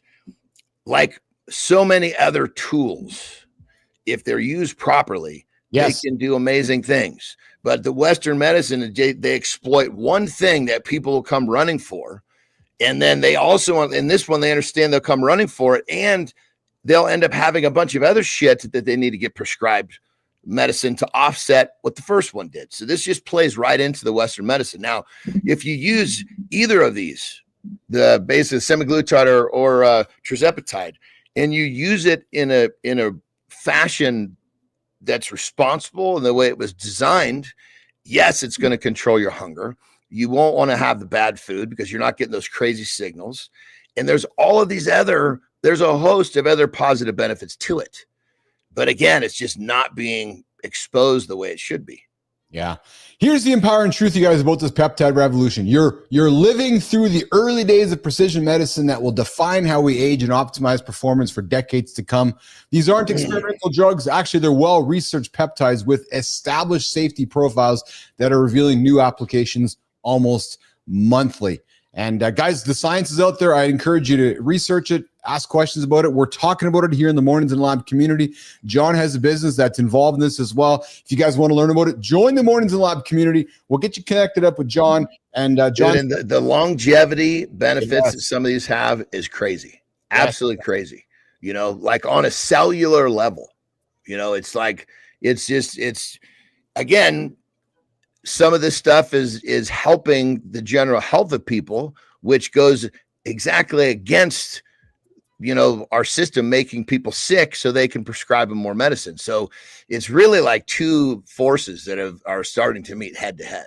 It's just, you know, of course now you're getting people like Dr. Huberman come on and start talking about, hey, there's all these benefits and people are starting to wake up. But I mean, literally there's a anti-aging longevity protocol that I'm actually putting together that I'm doing. So the first 2 weeks, I'm just sum it up. I won't even go into all the names of these things. Well, I'll drop them real quick. There's the first one called FOXO4. Basically, what it's going to do is it's going to go into the body. Think of it like autophagy. You don't have to fast. Yeah. You can. It'll basically put your body into it where it's going to go and get rid of all the cells that are malfunctioning. Then the next phase is basically SS31, where now the cells that are left. Now, in an older person, our mitochondria gets tired. That's the cell. That's like the powerhouse of the cell. This comes in and tunes it up. So, right. So now it's like a car that's tuned up. It's running smoothly now. Old cells are gone. The cells remaining are tuned up. Then the third one, basically, Mod C comes in and it's like putting a turbocharger on the tuned up car.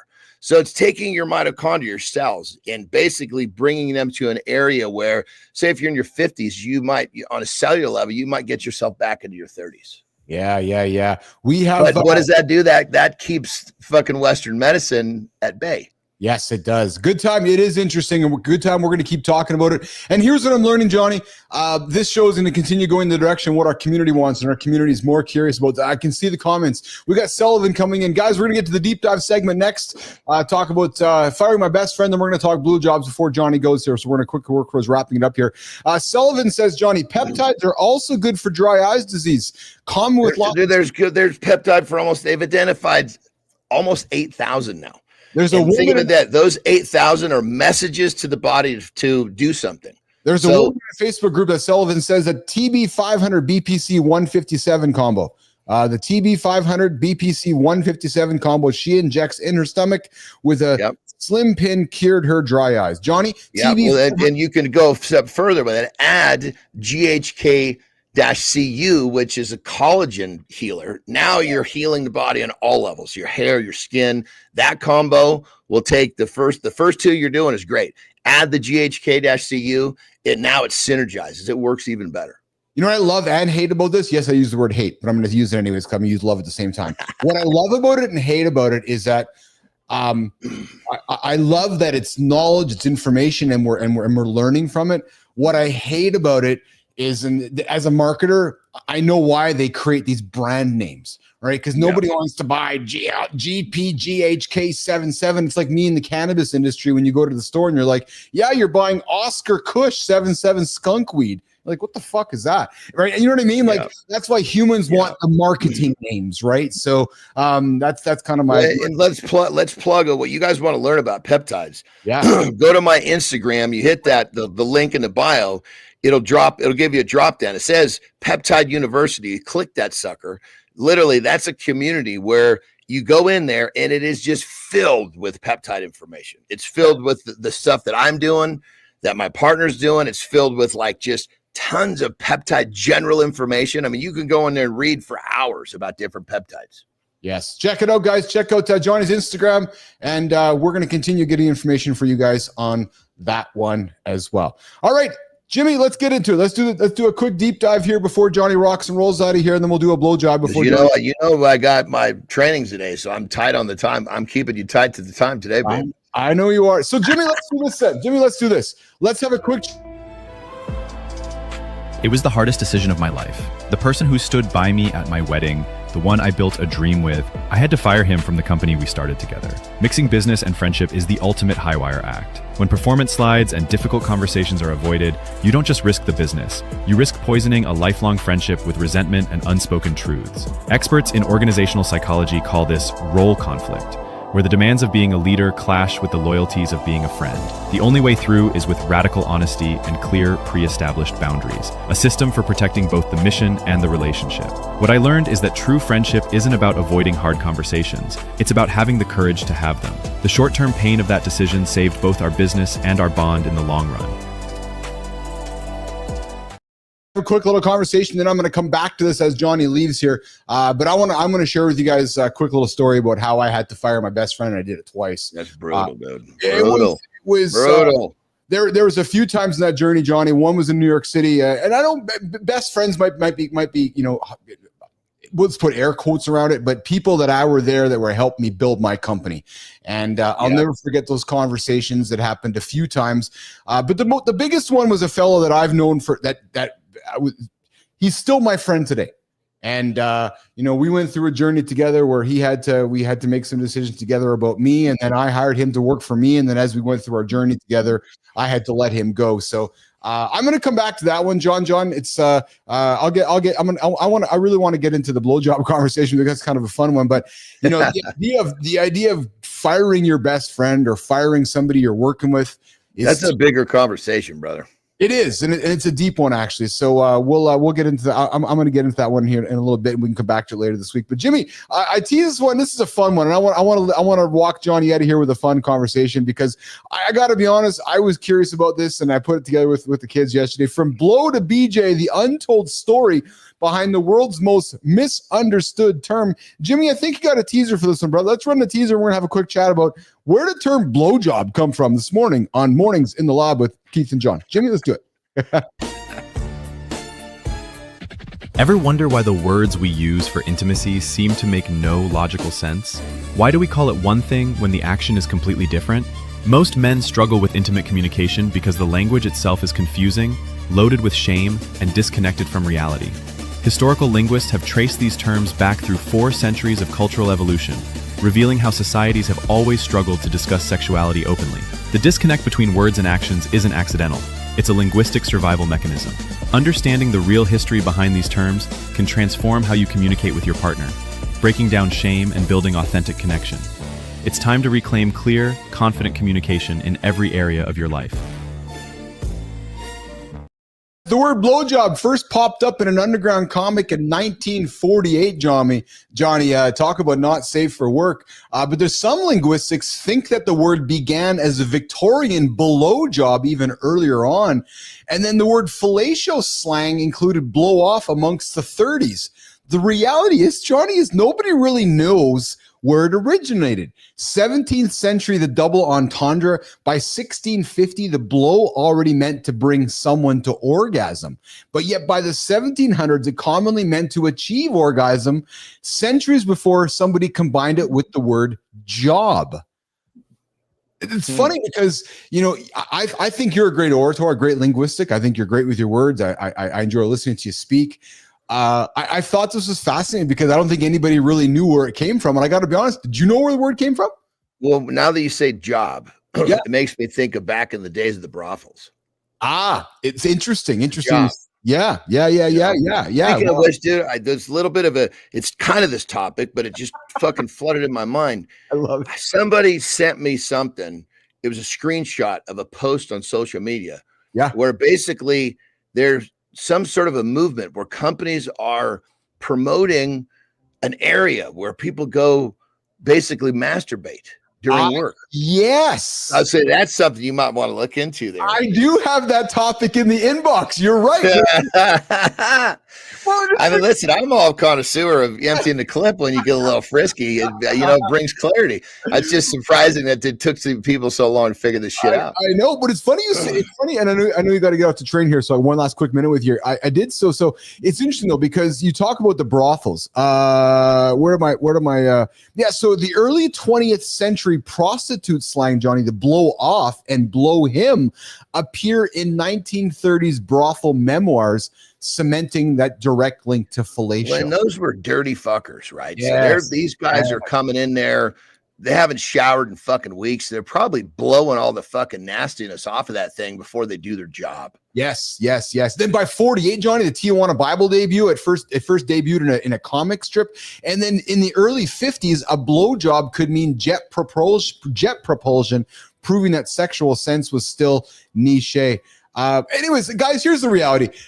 Next time you use a term without thinking, ask yourself, do I really know where it comes from and how that shapes the way I show up for my partner? So, maybe there's different ways you want to use that term with your partner if that's what you're looking for. And nothing wrong with it. Just, again, just a funny conversation like we have here in the lab here on the origin of the word blowjob. And as Good Time said, is it not to be called a suck job? I don't know. There you go, blowjob. But nobody knows where it came from. Johnny, what are you training today, brother? I have got some actually doing shoulders, and then Terry wants to go to the gym later. So I got shoulders, a little bit of work, pickleball, then arms. So I'm actually going to split my workout up today. I went for a walk this morning, and I did 30 minutes of yoga and stretching, and I felt pretty good. You, brother. Yeah. For you. Big lift yesterday. Big lift yesterday, man. Oh my God. I had big legs day yesterday, so it was quite. Dude, I'm proud of my strength as an aging man, and that's I say that a lot because I'm proud of it. You should be. Yeah, you put effort into it. You should be proud of anything you put effort into. That's right. All right, pal. Another great one, brother. Always a great one with you. Lots of love. You have yourself a great day. Say hi to Terry. We'll talk to you in less than 24. Just getting better with age, baby. Every day, just like a fine glass of wine, Mr. Anderson. That's it, my brother. Have a great loop. All right, pal. Take care. All right. Okay, guys. Johnny's going to get out of here. We're going to keep the show rock and rolling here. Mornings Live with Keith and John. I'm going to pivot over here. You guys are left with me. Yeah, baby. So, Jimmy, here's how we're going to reset here. It looks like we got a morning focus topic, Jimmy, to get into. What topic was that, Jimmy? I know what it was. It was the biggest mistake I made building a $50 million company. So I'm going to get that one for you guys. I'm going to spend some time in the community in the comments, and then we are going to spend some time talking AI in the third hour, and keep this show rolling away here. So I think though. Guys, just give me a second here while I'm going to get after it here. Keep it going here. Jimmy, I'm going to go back to talking about the 50. I'm going to go back to talking about how what it was like firing my best friend or firing people that are close to me. I want to offer this up with takeaways for you guys. As a leader, it's our responsibility when we're leading something, a business, an entity. Whatever we're leading, the responsibility is to what you're leading, not to the person. And I found myself in a few situations where, hey, Brody Smith, the earth is flat. I agree with you. Yes. No, Jimmy, that's not a cut. We can't. No, I don't agree that it's flat, actually. I'm just having some fun with Brody Smith. Brody, thanks for joining American Heritage. Brody, thanks for joining Mornings in the Lab. I see you there in the comments. I welcome you to our show here and welcome you to our Mornings in the Lab community. But guys, I'm talking about firing my best friend. And I will tell you that as you're going through your journey as a leader, what I find is important is the ability to make decisions on behalf of the entity and not behalf of the human. Right. And that's where I think it gets difficult because you start creating friendships, you start creating relationships, and, you might surround yourself with a circle of people that you're trusting, and there's trust building. And then you got to make a decision. And then that decision ends up being a decision on behalf of the business, not behalf of the person. But then what I think happens and what happens in that journey when you're building something is that that person becomes a trusted soul. That person becomes part of your inner circle. But then as time goes on, maybe one takes a step forward, maybe one doesn't, or maybe one takes a step sideways. And then as you keep going, I think what happens here. Oh, yeah. Ryan Lincolns, I see your comments there. GIK, can you put some makeup on? You guys are interrupting me. I'm trying to do my little monologue here on firing your best friend. So, but guys, keep the comments coming in here. What I find happens is I think this happens, right? Is that you keep going. But if you're the leader, you're going to keep going up the mountain because you're the leader. And then what happens naturally over time is that leader keeps getting more responsibilities. And that leader, as time goes on, now starts to need to make, struggle with my words here, decisions with those responsibilities as their role increases in the company. which then, as they're getting up the mountain using the metaphor, they turn around and they go, oh, there's some people here that might not be pulling their weight. Or there's some people here who haven't kept up with me. Or there's some people here who aren't fit for the role. So now you have a decision to make. And the decision is to either acquiesce and just keep the person around and just succumb to what isn't working. But then you're making the decision for the person and not for the company. So whether it's 100 people, 200 people, investors, you're now making a decision on that person. And I think what you need to then recognize is your job as the leader is to make the hard decision, which is firing, letting go, removing the person that perhaps was in your trusted circle. You got to fire him. You got to let him go. You got to lay him off. You got to say, señorita. You got to say, see you later. It's hard. But what I have found in my experience, and I've done it a few times, if you do it with kindness, the respect earned is incomparable. When you can sit across the table from somebody who you've went to battle with, went to war with, and had a lot of love with, and still have love with, and have a conversation with them because they know that you're making a decision on behalf of the company. And in the moment, they might not have that awareness. In the moment, they might be angry. And of course, there's going to be emotion. You're disrupting somebody's life. You're taking their paycheck away. You're not feeding the kids. What's going on, Connor Webb? I see you there. Yeah. Hey, so Connor, hold on, Jimmy, hold on. Connor, I see your comments there. I love the fact that Connor decides. So we had the Mornings in the Lab community here. And I love that Connor is going to get called out by the community here because Connor's just missing the boat. So Connor, I love that you've taken the time out of your day to contribute to our community by just typing one really obscure letter, because I'll just call it out, you're an idiot.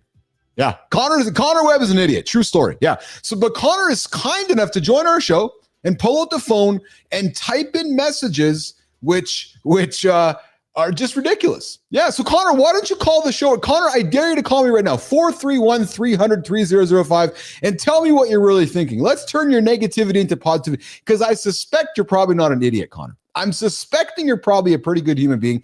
I'm suspecting, Connor, you're a pretty nice human being. And I'm suspecting, Connor, you probably have goodness in you. If you have goodness, why don't you call me? Let's talk about it. 431-300-3005. Because I don't think Connor really wants to. Jimmy, do you think Connor got out of bed today going, yeah, I'm going to go and get into people's comments and put one letter in the time? Yeah, that's awesome. Such high. I bet you Connor's the smartest person on the planet. Yeah, and I'm going to give Connor all this time. You know what's funny, guys? I'm going to give you guys a secret. I was building ICUC. Yeah, true story. Turning it into a $50 million business. And I had people hating on me, right? Because I was moderating comments on message boards, on news organizations all across the planet. People just fucking hating on me, saying, oh, yeah, you're banning my shit. You're doing all that stuff. You're banning us. And I'm like, yeah, keep it coming because I'll buy myself another Tesla. Oh, here comes the call. Good morning. Mornings in the Lab. Is this Connor? Hello? Who's this? Is this Connor? Yes, this is Connor Webb. Connor Webb, E-R. Connor Webb, are you taking some time out of your day to call us today? I appreciate you, man. So are you really kind or are you really mean at the end of the day? I don't know. I just like spamming the N-word. I don't think I'm a bad person. I just like doing it. N-I-G-G-E-R. Also, I have schizophrenia. So Connor,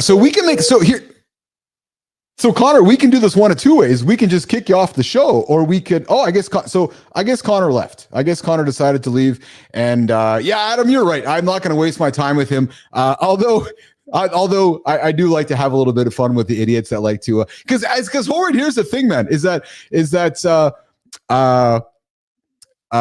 yeah, we're gonna, and I'm with the global. We're not gonna stand for that crap at all here. So Jimmy, we're gonna get that crap off our page here. Hey, listen, guys. Here's one thing you'll know about me, and here's one thing you'll know about me is I like to try. I like to put the effort into folks because I have a kind heart inside of me. So we give somebody a chance, and if they're not going to make it, we'll kick them out.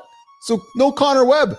And we just but guys, I'm not going to change the tone on having people call the show. right? We'll just get him out of here. So there you go. Oh, really? There's another idiot back here as well. We got the 4 Taco Bell. Awesome. Yes, Ryan, we blocked his number. We absolutely blocked his number. So as I was talking about firing my best friend, you know, it is B Drive. He did make it. It is the same guy for sure. It's the same idiot. We'll just want to ban him as well. Eric Cartman is also back. We're going to ban Eric as well from our channel because Eric I love that people have nothing else better to do except join our show and just cause grief. But you know what's great with the Mornings in the Lab community is that you guys are all going to just, and you know what we might want to do, Jimmy and Melissa, is we might want to enable some of our awesome community members like Bernard and Adam and so forth, be involved with helping us moderate some of this crap. Just a guest, how are you? Good to see you guys here in the comments. Okay, so here's the bottom line. This guy's, I fired my best friend. It was hard.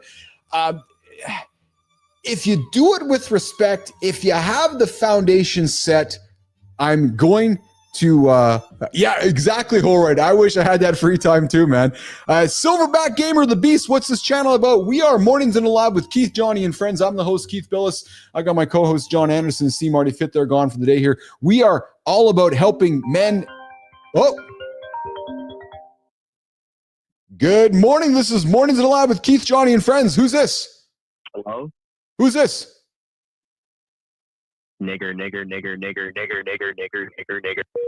Yeah, we got no time for that idiot on the code. We're going to keep trying, though. We'll keep trying and having folks phone our show, and we'll have them just get rid of all that crap here out of our experience here on the show here. So that's awesome. It is sad. Yeah, it is sad. Silverback Beast, a Silverback Gamer, that we have idiots that like to give us that. But here's the thing, man. I love that folks have nothing better to do, so they want to give us their attention. And you know what the funny thing is, Jimmy and Melissa, and to everybody in the Mornings in the Lab nation, is that if they're talking smack, we are on the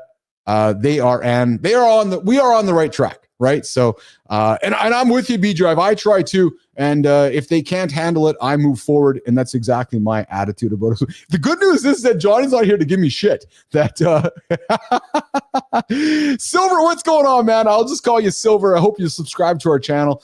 We get up and after it every single day here at 8 o'clock Eastern time with content, conversation, and as Global said, all topics under the sun. Let me tell you what we talked about today. Today we had a guy who spent the time in jail.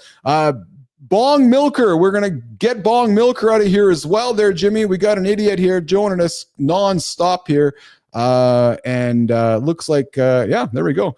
Here's the good news is that, they're driving the traffic up on the same channel. What do we talk about here on the channel, Silver? So we talk about positive conversation. Today we kicked the show off. We had Jeff Glauser on the show here today. Jeff went from jail, went from divorce, went from low time in life to getting his life sorted out and making a comeback. We had David Meltzer on the show yesterday, who also lost $100 million in business and was the inspiration for Jerry Maguire and made a comeback. We talk inspiring content. We talk food. We talk nutrition. We talk peptides. We talk business. We talked about my journey of firing my best friend. And we are going to... and you're right, Global, to navigate the situation with sensitivity, it's crucial to be honest, direct, and empathetic. And I got to be honest with you, Global, as I was doing that, I learned a great deal about empathy. I sure did. Yeah. And it's something that I struggle with. Dusty struggles, are peptides and hemp connected? I don't think so. I tried to understand this SH256 stuff. I got lost. Dusty, you and me both, brother. Yeah, you and me both, Dusty. So I think what's good is that we got a guy like Johnny Andersen in our corner who can teach us. Right, so he can teach us. Okay, Jim, let's do this. Let's get to we're extending the show a little bit, moving the needles on the levers, or is it levers? Is it levers or levers, Nation? Jimmy, let's do the biggest mistake I made building a $50 million company, and I got the Mornings in the Lab hotline ringing right now, and I'm not going to answer it because I suspect it's the idiot. So, Jimmy, let's run the opener. And for the biggest mistake I made building a $50 million company. Jimmy. I built and sold a $50 million company. And here's something you probably don't expect me to say. I screwed up, big time. The biggest mistake wasn't a business decision. It was completely losing myself in the process. I allowed my company to become my entire identity. When ICU thrived, I thrived. When it stumbled, I stumbled harder. I missed birthdays, anniversaries, simple moments with my loved ones that I'll never get back. I sacrificed my health, my relationships, everything. It took years and some incredibly tough conversations to realize that my sense of self-worth had become so deeply entangled with the company's trajectory. I was oblivious to what was happening. Success felt incredible, but I wasn't even there to savor it. True success isn't defined by the size of your company. It's about the scale of your internal growth. It's about being fully present in your life and feeling authentic in your own skin. Don't repeat the mistake I made. Redefine what success means to you, on your terms, in a way that enriches every aspect of your life. Guys, you know what? I got something fun to share with you guys right now. The show's on fire again today. Yes, it is, baby. I see the numbers, Jimmy. Woo, baby. You guys are bringing it. I appreciate all you guys in the community. Most importantly, I appreciate our foundation members, the Globals, the Holroyds, the Lady Drews, the B Drives. You guys all got my back, and I appreciate you guys so much for that. Dusty Struggles. And I know I missed some of you guys, and I'm sorry. Melissa, Jimmy, no. I'm not firing you guys. Nope, not happening. I've learned. What? You guys might fire me, actually. So, guys, in that segment, I got a wonderful text. I got a text from my business partner, a guy that I've been to war with, a guy that I've been to battle with, and I love it. And I got to read it. It's awesome because it's just true, man. Things just don't change. Oh, man. The more people change, the more we have some people that continue to be shit. True story, brother. True story, Mo. I handled it well. Thank you. Well, I'll tell you guys. So I built my career. I built my business moderating content, building, managing communities, and monitoring social media content. So I grew up in the world of social media. I grew up in the world of, and I built my nest egg, I'll call it, managing idiots like Connor Webb, or like that idiot that renamed themselves 1,000 times and left me a voicemail and, dropped the N-word and the bad word and just wanted to be an idiot. I built my business on that. And it's funny. And it's ironic because I don't have the house I have. I don't have the Tesla Roadster I have. I don't get to do this for you guys, bankrolling it myself. Just going to be honest, without the trolls. Yeah, that's a true fucking story. Without the trolls, there's nobody paying the brands to get rid of the trolls. So trolls, you're all welcome here because you have an expert in managing you. Yeah. You have an expert in managing community. Yeah. You have an expert in building community. Yeah. And in my experience, and you guys know, I'm all about conversation. I'm all about letting everybody in until you break my rules, then you're fucking out of here. Yeah, I'm global. I'm with you, man. I am. That's why when somebody likes to drop that word, I'm like, you actually are an idiot. Because if that's your ability to communicate by dropping words like that, like you really need to have go to school, like actually, right? So, yeah, Toombs, I used to troll trolls. Yeah, bring the trolls on. Absolutely. Yeah, I'm, because here's what I love about all you guys, is you guys get to know me and I get to know you guys. We all probably drink some of the same Kool-Aid, and I'm out here to protect you. You're here to protect me because we're here to protect our mornings in the lab community. All right. I got something heavy for you guys that I'm going to put on the table, and I hope you guys can, hope you guys will enjoy what I have to say. Hate watching is the secret sauce. Yeah, you're right, Dusty. Dusty struggles over on the horizontal stream here. Ascending Phoenix, someone summon trolls. All trolls are currently trolling other streamers. Please hold on for the next available troll. Oh, Ascending Phoenix, that is awesome. That is awesome. Attention all trolls. Uncle Keith is ready to go. Uncle Keith's ready to bring you in. All right. So here's something you guys probably don't expect someone who's built and sold a $50 million company to say. Well, here's what it is. I screwed up. Oh, man. I screwed up big time. When you and McLeod and I started Captive Interactive, which eventually pivoted to becoming ICUC, where Maurice and I turned it into a global moderation community monitoring juggernaut. Yeah, I used the word juggernaut. Mo, I used the word juggernaut today. True story. We were driven by excitement, adrenaline, and the thrill of possibility. And it was all consuming, exhilarating. Every day felt like it was a rush. We scaled that fast. We expanded rapidly into markets all over the planet. Growing. Revenue soared. Success, it just frankly seemed unstoppable, almost magical. But myself, what's up, Ascending Phoenix? But myself, I perhaps having come from a world of coal and hard work and blue collar and not much handed to me, I started making a critical mistake. I lost myself in that process. I lost myself in the journey. And I allowed the company and I allowed all that success to frankly go to my head. Yep, that's true story. That is vulnerability. Because as ICUC was thriving, and as the bank account was thriving, I started thriving. And maybe I became somebody who I didn't want to be. But growing up,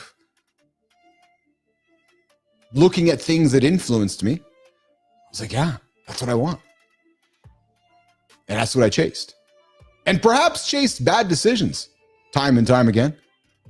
And then perhaps made ridiculous decisions along the way. And then the scary thing is, Jimmy, the scary thing is, Melissa says, I didn't even realize it was happening. I was oblivious to the fact that my sense of self-worth had become so entangled with the company's trajectory and what we were building. And don't misunderstand it as a complete loss of self. It was a complete loss of perhaps who I was becoming and where I was going. I started neglecting things that were important to me.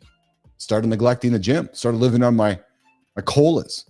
I started, living on bad foods and leaning into things that had short-term fixes, but perhaps weren't long-term solutions. Sacrificing health, sacrificing mental clarity. And man, I think about what I know now, what I didn't know then. I often ask this question of my guests, what would I tell my younger self? Try to be who you are. It's funny because you're never really given a lesson on what to do when you maybe you make it. And here's the reality, guys. I went through a massive change. Went from having a bank account of $0 to many dollars, and having the ability to go and shop at places you just dreamed about. It consumed me. It did. It consumed me big time. And it's crazy how you go through a journey in life and you reflect upon changes. And you recognize that, true success isn't defined by the size or scale of your company or the size or scale of your bank account. It's about learning to become truly and fully present in life, investing genuinely in the things that are important to you. You like that music, Global? I love it. Investing genuinely into those relationships and feeling comfortable and authentic in your own skin. So here's my challenge for you guys as you're going through your journey in life. Here's your challenge. Here's your challenge. Are you letting your professional achievements define your personal worth? Because here's the crazy thing, guys. I've never had more joy.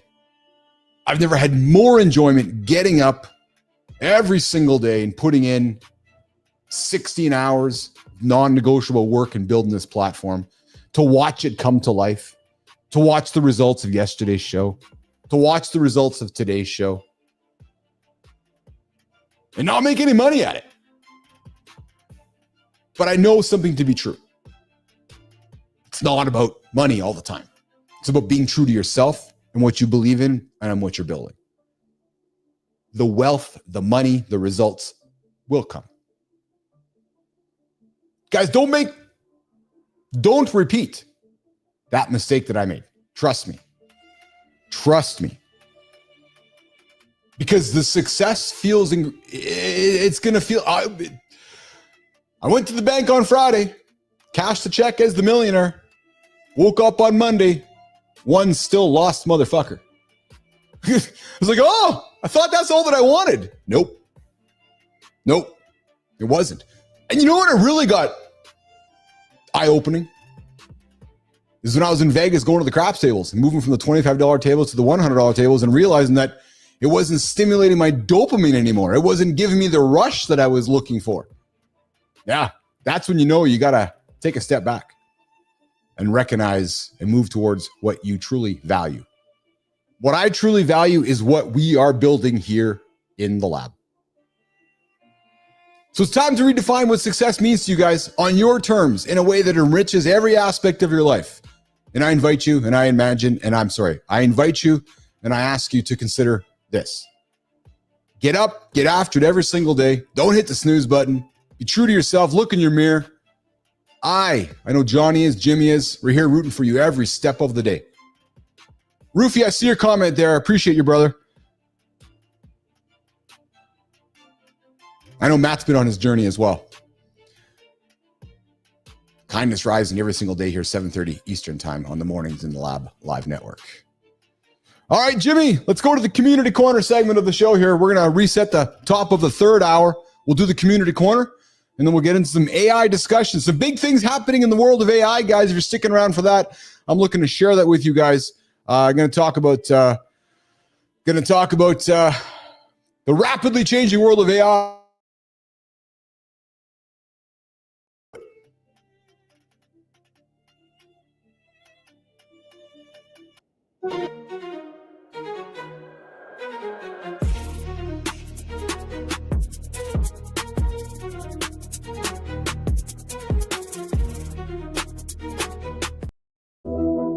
All right, let's go. Hour 3. We're starting it off here on Mornings in the Lab.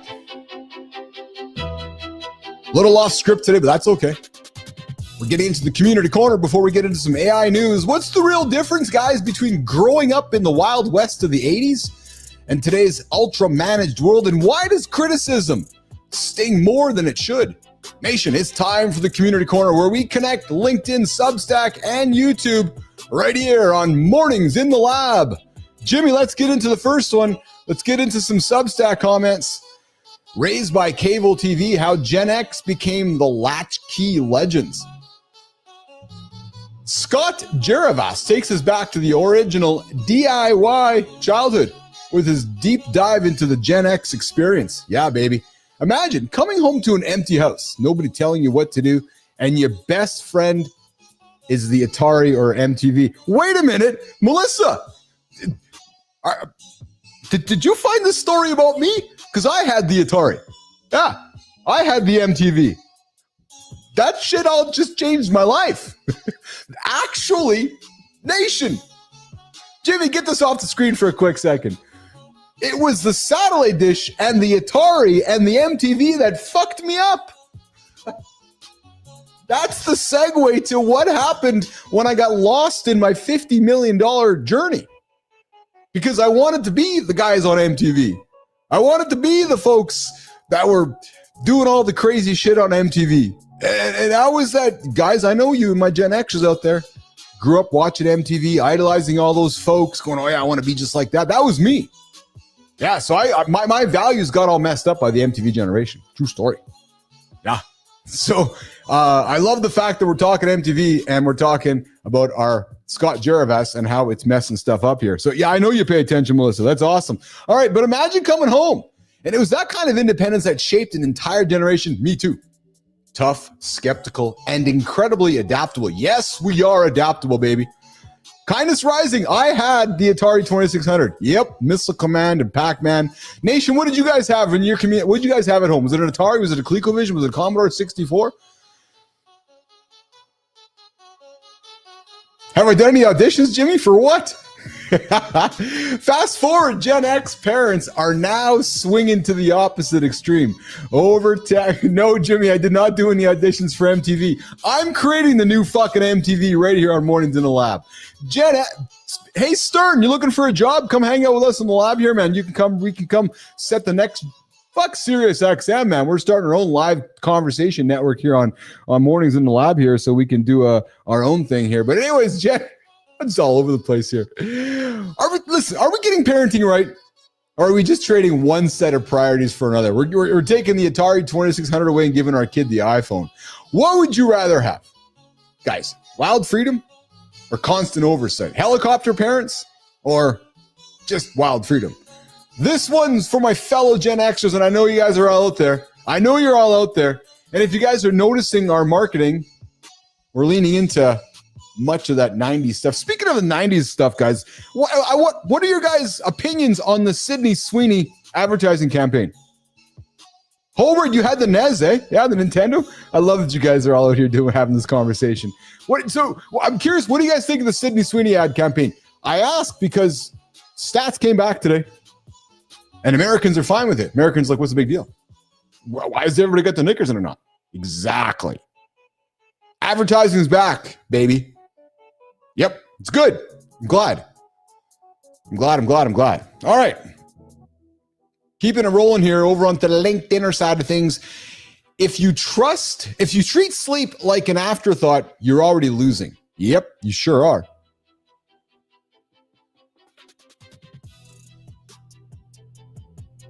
Yeah, all right. Yes, I agree, man.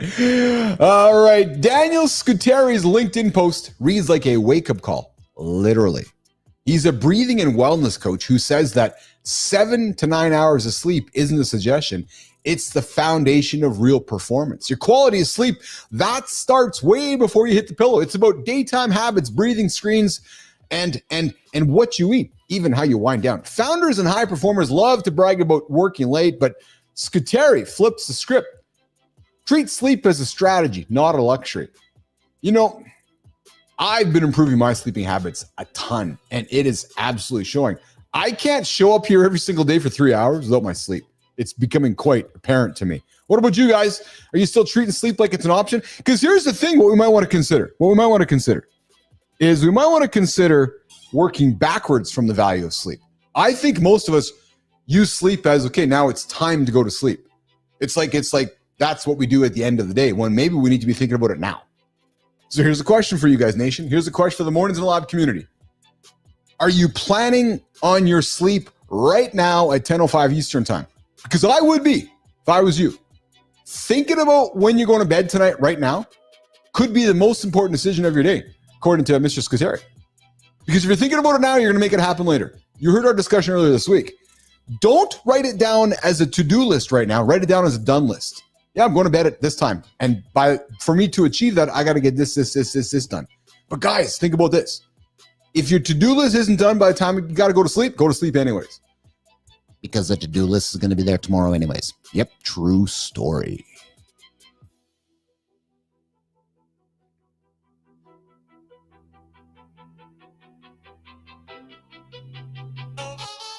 All right. The criticism nobody wants. But everybody needs. Spending some time on YouTube, Jocko Willink got a blunt message. Criticism is a gift, not a gut punch. But here's the thing. Too many of us don't want criticism. Why not? Doesn't it make you better? I had a call with a fellow a couple days ago that wanted me to give him some feedback on his website. It sucked. It's horrible. And I danced around her for a few moments, but he's like, no. I'm like, no, okay. You really want it? I gave it to him. I gave him the old Kevin O'Leary, Mr. Wonderful truth. And it was horrible. Message was horrible. Design was horrible. I didn't even get through. It's like, Keith, what did you not like about it? I said, none of it. And I could just see his face. But then as we talked about it, I can see him walking towards me going, oh, thank you for being honest with me. Thank you for giving me the criticism because you can help me improve. So Jocko Willink says in his short, he breaks down why the feedback that hurts us most is usually what we need to hear. The trick is to separate the ego from the opportunity. Use what's true, ignore the noise, and get stronger in the process. Think about it, you guys. Too many of us run from criticism when we should be running towards it. Think about what could happen if you leaned into the tough feedback instead of dodging it. Where would you go if you stopped taking it personally? Ask yourself, where would you go? Where would you go? So the next time somebody wants to give you some critique, or the next time somebody wants to give you some feedback, take it as an opportunity to improve instead of somebody kicking you in the ass. All right, there you have it, guys. A lesson in freedom, sleep, and a little tough love here. If you want your story featured on the Mornings in the Lab Community Corner, I invite you to follow us on Substack, LinkedIn, tag us, and get active in the YouTube community. You call us out, we'll call you out. We'll have a good time at it. All right, let's put some more attention into the community here in the community here. Let's see here. Let's see here. I got Ascending Phoenix. If you do a quick Google search for Tim Curry, Men in Black 3, tell me if he doesn't look like a cleaned up version of that character. Are you talking about me, Ascending? Yeah, I'm a much better looking version of that.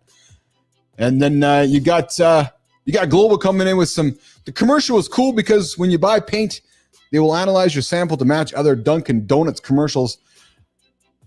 Yeah, Global. Gene's always been a joke. I get it there. There you go. Ascending. You see it, right? I love it. I'm a big Tim Curry fan. Ascending, I'm a big fan of yours. True story, man. I'm a big fan of yours as well. Yeah. You know what? I'll tell you something, Ascending. The greatest, you know what? Nation, ears up on this one. Everybody ears up on this one. Because this is where here's a truth from Uncle Keith for all you guys. Here's a fucking truth. I think in my heart of heart, like my perpetual heart of heart, myself, I think that society takes itself too seriously. Like, I think at the end of the day, most of us just take ourselves way too fucking seriously. I gotta be honest.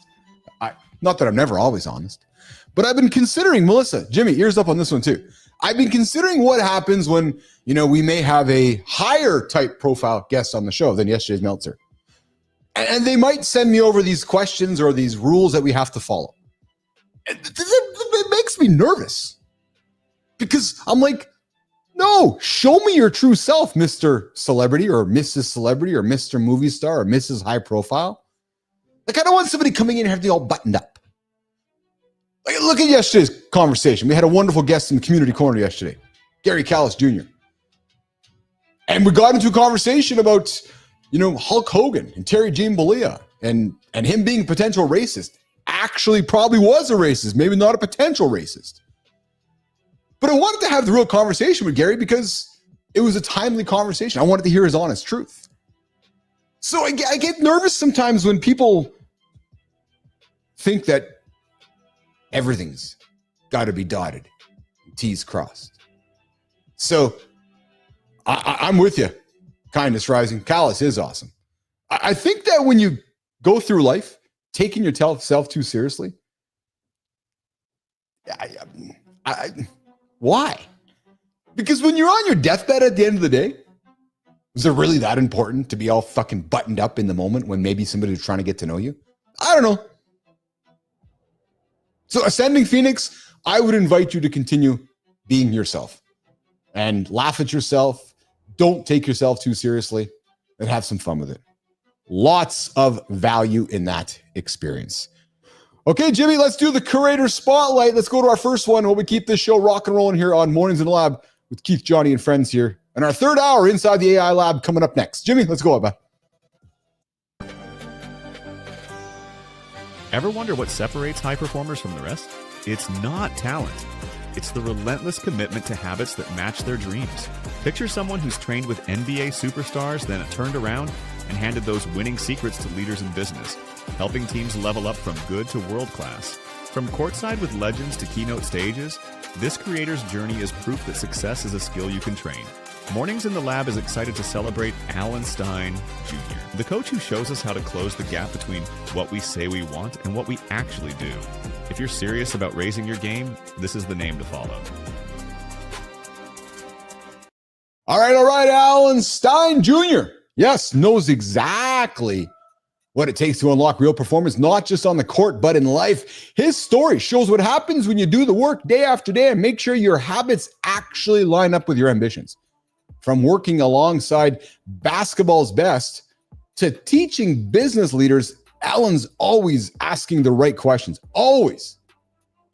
Are the habits you have today worthy of your biggest dreams? That's the question he's always asking. So, hey, Alan, I'd like to ask you a question.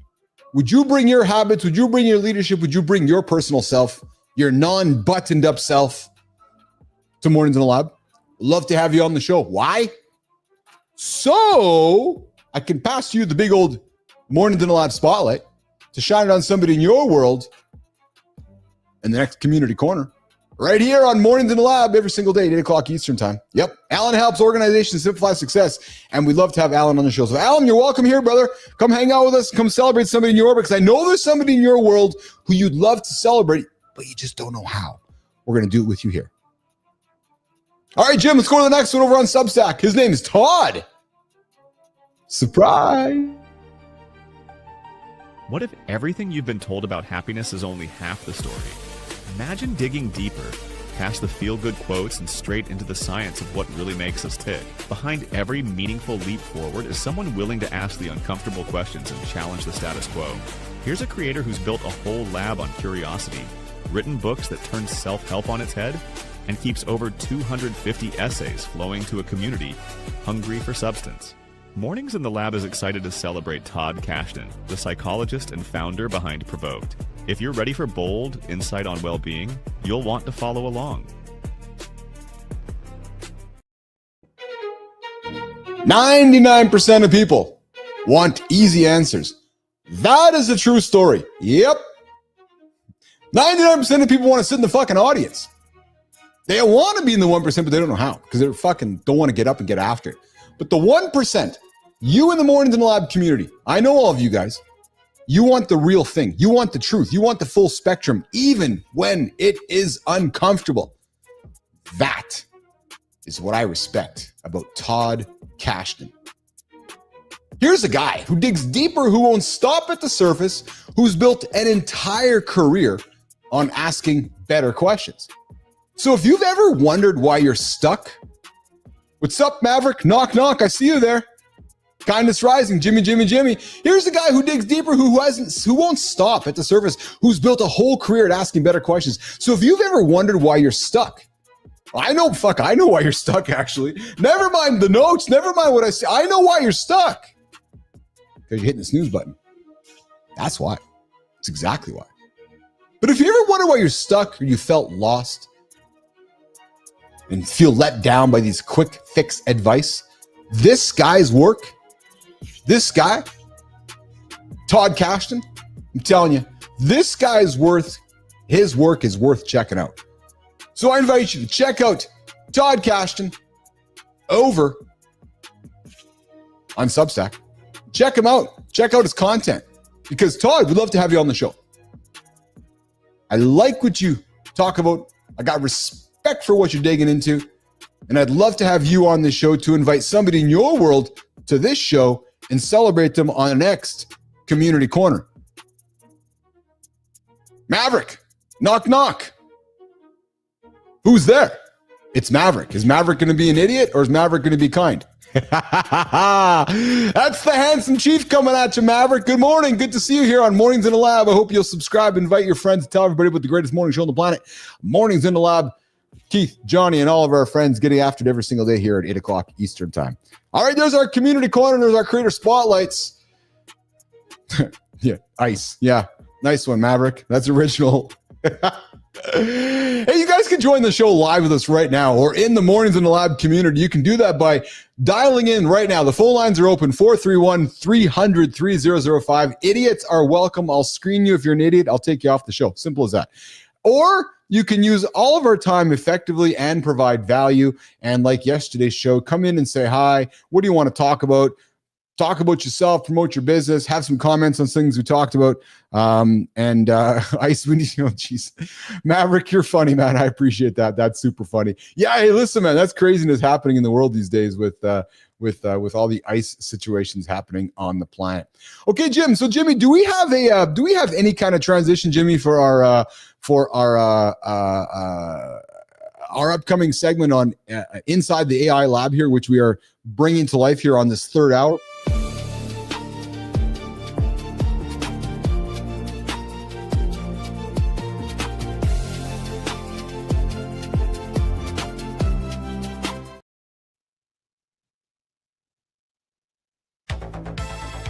What's shaking, nation? It's time to get up and not hit that snooze button. You don't want to be 9 minutes behind the guy who did. $50 million later, still not famous enough. Guess I'll keep motherfucking with y'all. True story. Jobs and carbs, never touched either. Discipline, protein, and excuses crushed daily. Who's mumbling again? If you want me, call on a real phone. Butter-flavored kale muffins ready. Keith, haircut yet? Rise and shine, family. It's too early for your positivity, puppet. Never too early for protein. Wake up. There you have it, the world's most dysfunctional AI family. We are the morning.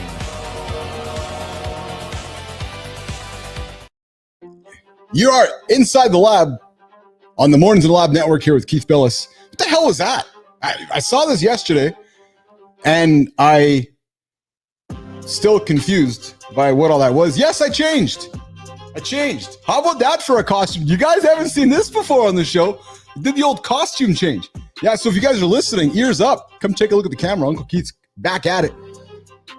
All right, so we are here on Inside the Lab, our third hour here of Mornings in the Lab. And I promised you guys on Monday that we'd be getting 1% better every single day here on this third hour segment of the show. And the point of this part of the show is to lean into the world of AI and what's changing. Right, so moving a little bit away from the fitness, the wellness, the health, and some of the business aspects that we talk about in the first 2 hours of the show, and moving this conversation more in the direction of the world of AI and what's happening over there. And truthfully, I was hoping to have a bunch more visuals ready for you guys today, but I don't. So we're going to do a lot of talking, head talking, and going to share with you guys some of the stuff happening in the world right now that's changing around us. So while we do that, I'm going to pull some stuff up here on the screen. I'm going to turn some of the music down here, and I'm going to keep it rolling here. Let's see here. Oh, man. The same music's just showing up all over the place here. Okay, so I told you guys earlier on the show here, I dropped some stuff in the Mornings in the Lab community here. Jimmy, if you want to bring that up here, and let's have a conversation about what I shared behind the scenes here yesterday. So I shared behind the scenes in the community, I shared the tech stack we are using to build this channel. And I thought I'd take a few moments to share with you guys some of that. And I'm simply looking at my phone because I have some notes here around what I shared yesterday in the comments. And what it was basically what I'm doing to build this channel. Here's a peek inside my daily tech stack. Now there is I've created a short, members only short, only members. True story. I'm going to talk about it verbally right now with you guys on the segment, but if you truthfully want the data, you want the results, you want to learn how to get after it, the prompt, the information is inside the members payroll. All right, so guys, let's talk about the tools that I'm using to build this business with you guys, and then I invite you guys to lean into some of these tools as well to help you build your business or ask questions in the community, and I'll do my best to answer them for you guys. So coming up, all right, so ChatGPT. Yep, true story. We use ChatGPT quite a bit here on the show, and we use it for, it's a creative collaborator. That's what we use it for. It's from brainstorming wild new ideas to scripting and research. GPT literally has become the integral part to everything that we do. And I want to tell you guys how I use it, all right? And I'd invite you guys to consider this. So, because I think it's inevitable that the idea, of having a personal AI with you is going to be part of our life. So what you might want to do is consider how you're doing that and building that today. Here's how I use my GPTs. So I have a personal ChatGPT account that I just talk with about everything. And be careful, guys, because there was some stuff in the news last weekend where GPT was actually indexing some of our chats in Google. I'm sorry, Google was indexing some of the chats from ChatGPT in Google. So make sure your settings are correct so that you're not sharing stuff you don't want to be sharing. But here, the funny thing is, though, is that the Western media made a big deal about some of that stuff that actually really isn't a big deal. So just be mindful of it. But guys, I use a personal ChatGPT to get my ideas out, to get my stuff started, right? And that's where I go and toss in the foundations of my ideas. We have a company GPT. It's the Mornings in the Lab GPT, which we are building with knowledge around this show. all about this show. We throw the transcripts from the show in there. We throw guest ideas in there. We throw topics in there, our script writers in there. The entire back end is in the Mornings in the Lab GPT. So that's what we use to really begin the process. We use HeyGen. If you guys are familiar with HeyGen, HeyGen is a video AI type tool where it allows us to create AI characters. And if you guys spend any time over on the LinkedIn platform with us, I don't believe we've dropped many on the YouTube side of things, but if you spend any time on the LinkedIn side of things, you'll see many AI characters we made using the HeyGen platform. Will Cuff, what's going on? Will Cuff VR, I see you there. You are inside the AI lab with Keith Bilous, part of the Mornings in the Lab show here that starts every time here at 8 o'clock Eastern time, right here on the channel. Willard, I'm see you there in the comments. If you have any questions, we're talking AI right now. I'm talking my tech stack that I use to build this company. And then my goal, guys, is to get into these tools individually and create content to show you how I'm using them, right? So I'll create some videos on how we're using GPT effectively, how we're managing projects inside of GPT effectively, and how we're using HeyGen. Third one on the list, guys, and this is, you guys are going to laugh at this one. It's Calendly. Yeah, so Calendly is the tool that we use to manage guest bookings, right? There's an entire back-end workflow that gives global thanks for being a member, brother. Adam Holroyd, and guys, this is as much about you guys as it is about me. So I'm throwing stuff out there, and I want to hear your feedback. Adam Holroyd has a question and says, I liked HeyGen, but they were very limited in avatars when I last used it. Yeah, so Holroyd, it has improved. Yes. And it's funny you say that because I think that HeyGen is one of those. So I like the tool, but I will be honest with you, as I'm using tools now like Higgsfield and Veo and Kling and some of these newer tools, I'm finding the ability to bring some of the characters to life might be surpassing HeyGen. But truthfully, Adam, Melissa, who's really our HeyGen expert, she's been leaning into using HeyGen, so she's probably better to answer that. But I'm with you, Adam. It's actually hasn't been that bad. Global, we see you there. I see your test. Thanks for becoming a member of the lab. I appreciate you, Global, for doing that. That's awesome. All right, so Calendly is a tool that we also use. So Calendly is a tool, and I got all the workflows. So guys, what I'll do is I'll create a video. I'll put the workflows in place. You guys can copy them. True story. So, and Roof, you know what we can do here, right? So we either can do this, guys, which is I can give you all this. Here's how we'll look at it. You can go to Home Depot and you can get all the tools yourself and do it yourself. Or you hire contractors or you hire folks to do it for you. So my vision, I know Roofy's vision with this is I'm going to give. You guys take what you need to build your stuff. But if you find yourself stuck along the way, I invite you to call me or Roofy will help you. Yeah, there's going to be some money involved, but we are building a business here, right? But I want to give you guys as many tools as possible to help you guys be successful in your business using the same tools and workflows. So again, back to Calendly. If you guys are booking meetings, doing anything with, maybe you have a podcast, maybe you want to start a live show, Calendly has been the back end for us. And I know something so simple, and you might be thinking, why aren't we using Google Calendar? Well, just Calendly seems to work pretty well with their workflows, and I'm happy to share all that with you guys. If you're looking for some help, I'm happy to share that as well. All right, Perplexity. Perplexity, guys, is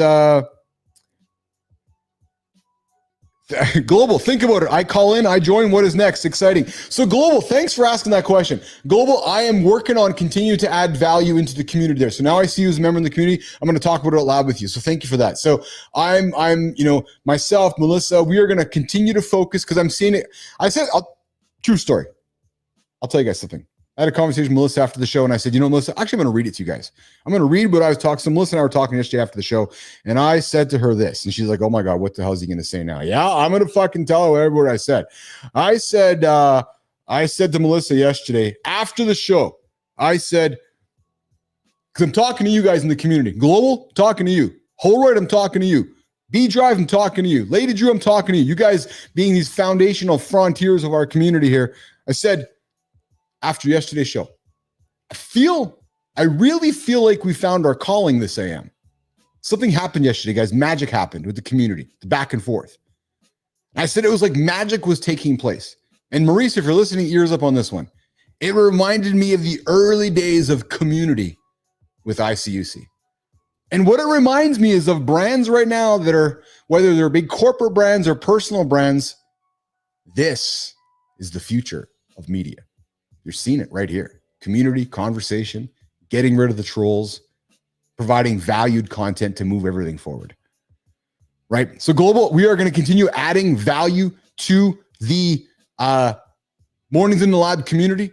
I'm committed to that so that you guys can get up and get after it and you know, find value in the things that we're sharing. Roseanne Roof, grandmothers for AI, the only way it will happen. True story. Yes, I'm actually glad Roseanne said this because I got something to say to you guys too. So I know that our audience, I know that you guys are all between the ages of largely 30 to 55, 57, maybe 60. If you're older, don't tell me. True story. But I know that from the stats. But guys, let me tell you something. There are a lot of folks in the younger generation. What am I, old? Yeah, having some fun. There are a lot of folks getting up and getting after it every single day that have hours and hours and hours on end playing and building with all these great tools in the market. And they're all becoming experts while you guys are putting your head in the sand. You know, you're a Gen Xer like me.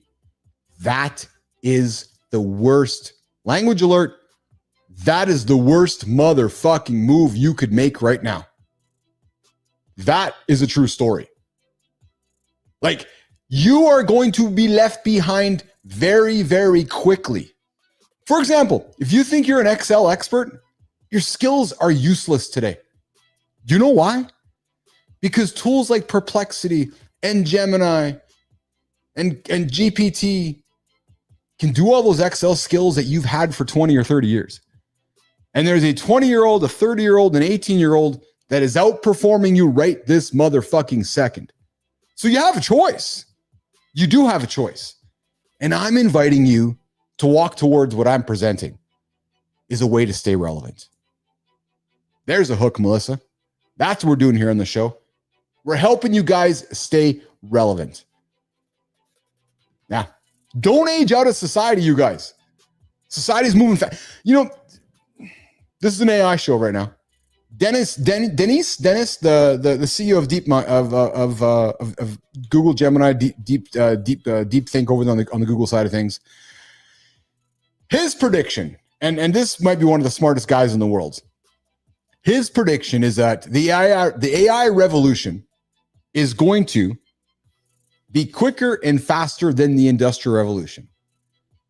And there's something to be said where the next 10 years might happen faster than the last 100. Think about that. So you got a choice. You can be left out and sitting beside, or you can lean in and move forward. And I'm telling you guys, I will teach you what I can teach you to help you guys keep moving forward in society. Yes. Adam Horwood, Adam, there's a lot of great tools out there that are working their way and disrupting that world of Excel. Absolutely. And Roseanne Roof comes in and says, people are working longer and longer and need help. I need you to help through. It's true. Okay, we're all about promoting longevity. Well, if you want to promote longevity, you need things to do. You need the skills to survive, right? And listen, you don't want to be retired, sit around and do nothing. No. All right, talking tools. No, I'm not talking about Jimmy, you guys. I'm talking about tools, AI tools. No, we're not here to offend Jimmy. Jimmy's doing a good job pressing the buttons. Jimmy's been on the ball. Jimmy's been making sure all the cameras are working. Jimmy's making sure everything's sounding great. So no, we're not talking tools. No, we're talking AI tools. All right, so far we've gone through ChatGPT, HeyGen, Calendly, and Perplexity. Okay, Perplexity. So Perplexity has become a gold standard for how we're building our content here in the lab. It's become our source of truth. I'm enjoying Perplexity. So they have a comment browser. It's essentially an agentic browser. What does agentic mean? It does things for you. So you use Comet as your browser and it will do things for you on the internet, right? So ask it to do things, ask it to go out and do things for you. It will do things for you. So Perplexity is a foundational tool. All of our scripts, all of our sources of content, when I'm sharing stories that I found, those stories originate somewhere on the web, and then we run them through Perplexity for truth. We're using Perplexity as our truth mechanism. Right now, some of you are going to say, but Keith, AI hallucinates. Yeah, true. But it's not 2022. It's not 2023. right? So between Perplexity and the next one that we use, which is Grok, I'd like to think we're getting close to truth or close to a semblance of truth as possible. How are we doing that? Looking at sources, seeing where it's coming from, and then leaning into that. So between Perplexity and Grok, that's where I am anyways, using that to drive the foundation of our content and our conversation. And it's interesting because I as a human don't feel the same way about GPT with that stuff. I found like GPT in my tech stack has a different purpose for me, not perhaps looking for truth or looking for valid news sources like Perplexity or like Grok does. I love Grok. Grok, guys, I would never bet against Elon Musk. Actually, I don't care what you think about his politics. It doesn't really matter. It actually is no relevance. Who cares? Let's talk about his technical prowess, his smarts, and his ability to disrupt industries. I would not bet against that guy, ever. Grok is incredible. It's amazing. It's probably the underserved AI. When you look at the others, you got ChatGPT, you got Plex, you got Gemini, and people don't talk about Grok very much because it's Elon's product, but it is unbelievable. Real time, connected to Twitter/X, right? So real time news, real time content, right? And what I find fascinating about Grok though is that they're towing the line on what humans want, which is so you can make images on Grok now that are not safe for work, right? You can make images now of nude people. Yeah, true story. Right now, just an open platform, right? So they're pushing things further than many are right now. And what I also love about Grok is that is that when you're on X in the feed, you can actually, so if you're spending time on X, let me show you guys something actually. I'll show you guys in the camera here. When you guys are spending time on X, let's just do something here. So I was looking, so Howard Stern's show is going to be not renewed.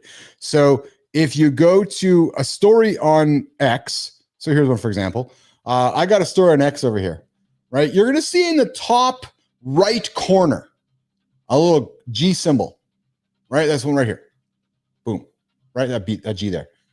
What I love about that, when you click that Grok symbol, it actually researches the post. It's like a real-time moderator or a real-time research assistant or a real-time AI analyzing, substantiating, verifying, not verifying the post itself. It is awesome. It is awesome. So it's like you have almost like I hate fucking Wikipedia, but it's like you have an ultimate Wikipedia. So if you're curious about something like, is that real? Is that fake? Well, Grok could put it out there. Adam, Grok is the one that I have not experienced. I would invite you to try it out, Adam. And here's the thing with Grok. Grok has super heavy, 300 American, 400 Canadian a month. Yes. Now, before you say, holy shit, is that a lot of money? It is a lot of money, $400 a month in Canada, $300 US. But think about that for a second, right? If you're getting $10 a day or $20 a day in value, that's, man, right? What's minimum wage in Canada? $13 an hour? I think it's $14 an hour. Right? Some of the stuff Grok is doing, replacing people. They're a true story. And so there's some folks that say that AI is going to replace folks, or some folks that are saying it's going to augment folks. I am seeing it right now on the augmenting side of things. Yes, which is allowing me to get things done much quicker along the way. What's up, Jay? I see you there in the comments. Jay always joining us on the X side of things. I appreciate you, Jay. Jay, if you haven't joined the Mornings in the Lab community, I invite you to do so. We're dropping some great paid value behind there. Right now, we are on the Inside the Lab segment where we're talking about AI and the tools that we are using to build this show and build this platform. And my goal is to give. And what game are you playing? Gaming with Arush. Speaking of gaming, let's talk gaming, guys. I'm going to do a little side swipe. Did you guys see the news yesterday from Google Gemini? Well, I shared it with Melissa yesterday. And Melissa's response was two bug eyes that went. Because, Jimmy, if you can, Jimmy, pull up the Google Gemini 3. Jimmy, if you can research that while I'm talking here and pull up the Google Gemini 3. It's probably Gemini 3, maybe .google.com. But if you can find it, Jimmy, the Gemini 3, and do it on the screen here. You guys might have heard me say in the first half. You guys remember a couple years back, Zuckerberg was talking metaverse, the 3D world we were going to be living in. People were like, huh? And then we get the Meta headsets and the Vision Pro headsets. Well, there's truth to that. And here's why. Yesterday, Google released Genie 3, a new frontier for world models. So what the hell does that mean, you're wondering? Well, fuck, I'm going to tell you. It essentially is taking the one-dimensional or two-dimensional AI content we're creating today and making it three-dimensional. So imagine walking through the scenes that I'm creating. You guys are seeing the content I'm putting out there. You're seeing the ads I'm putting out there on shorts. You're seeing the videos I'm putting out there with our characters, our morning characters. You're seeing the content I'm putting out there on, the flying fucking puppet that I got on the screen there today. Well, those are all largely flat. They're largely, a 1-2-dimensional concept on a flat screen. Well, what Gemini is, Jimmy, leave it here for a second. What Gemini does is it turns the video into a 3D world. So hold right, ears up on this one. It turns our videos into full playing environments. So imagine me creating an ad with all of us as community members. And hey, guys, I haven't told you guys, but I'm all going to get you guys. You guys are all going to become characters in my world. Marketing of the future is what you're seeing right now. It's three-dimensional. It's multi-dimensional. There's truth to the metaverse coming. And what I mean by truth is that marketing tomorrow, advertising tomorrow, content tomorrow is going to be more immersive than you can imagine. Yes. And we are going to lead and play with it here in the lab. So you look to the left and look to the right, you can't reach into it. Gemini is going to give us the ability to reach into the content, which is exciting and awesome. With persistence too. They've showed examples where, you're doing content in one room and you move to a different room as a character, the content moves with you. So the point is, guys, things are moving fast. Things move super fast. And my invite to you is you can either be left behind or you can be not left behind. Gaming? No, I'm not a Gemini employee. No, I just like playing with cool new tools that we like to experiment with here as we're growing Mornings in the Lab. Because gaming, what I am is an employee of Mornings in the Lab. This is actually my show, and we're talking AI here today. We're talking tech stack. So Gemini, I expect, is going to become part of my tech stack in the future, and I'm excited to share that with you guys as we go along the way. All right, Jimmy, keeping with the tech stack here. The next one, Notion. We use Notion. You guys Notion? You guys use Notion? You guys? So Notion has been is like our digital brain. It's the hub. When I'm looking here at the camera, I got my Notion screen in front of me here with all my scripts, my notes, and everything in front of me here. Notion is the digital brain, right? So, So B Drive, I'm talking Gemini. I'm talking Genie. I'm talking Genie 3, not Gemini. So obviously Google has Gemini, which is awesome. And I'm sorry if I was using the wrong terminology, B Drive. What I was referring to was Genie 3. Yes. I love when people do this. Milan Expert is joining my show here today. And Milan, hey, bro. I noticed your podcast. Hey, Milan Expert. This isn't a podcast. Hold on. I gotta get my buttons ready here. How about this one? Hey, Gen X. Milan Expert. This is not a podcast. But it just needs more visibility. Hey, Milan Expert, I would invite you to check out the vertical stream right now where there's 1,000 people hanging out with us and talking. So I'm not sure where you help podcasters with effective strategies to grow their shows and get in front of the radio. I love podcasters that brag about I got 6,000 downloads. Oh yeah, good for you. I got 10,000 people a month show up my show. Yeah, a month. Yeah. Average minutes through the roof, daily. Not just once a week and then I'll decide to do my podcast in a couple weeks from now. No, like actually daily. True story. 3 hours every single day.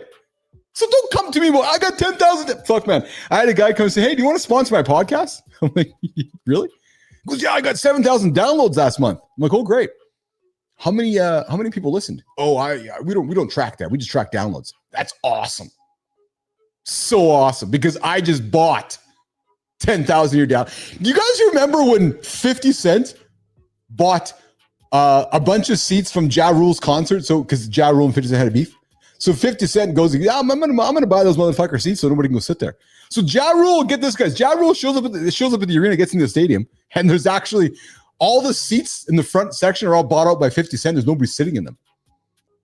What a fucking dirty thing to do, but also pretty funny. So anyways, if you guys are a podcast, if you have a podcast I'm sorry. It's like having a beta or a VHS. Or it's like having a dial-up phone. So I'm sorry. If you want to move in a direction of legitimacy and tomorrow, maybe I would invite you to consider doing a live conversation. That actually is a podcast too. Keith and Matt can help you.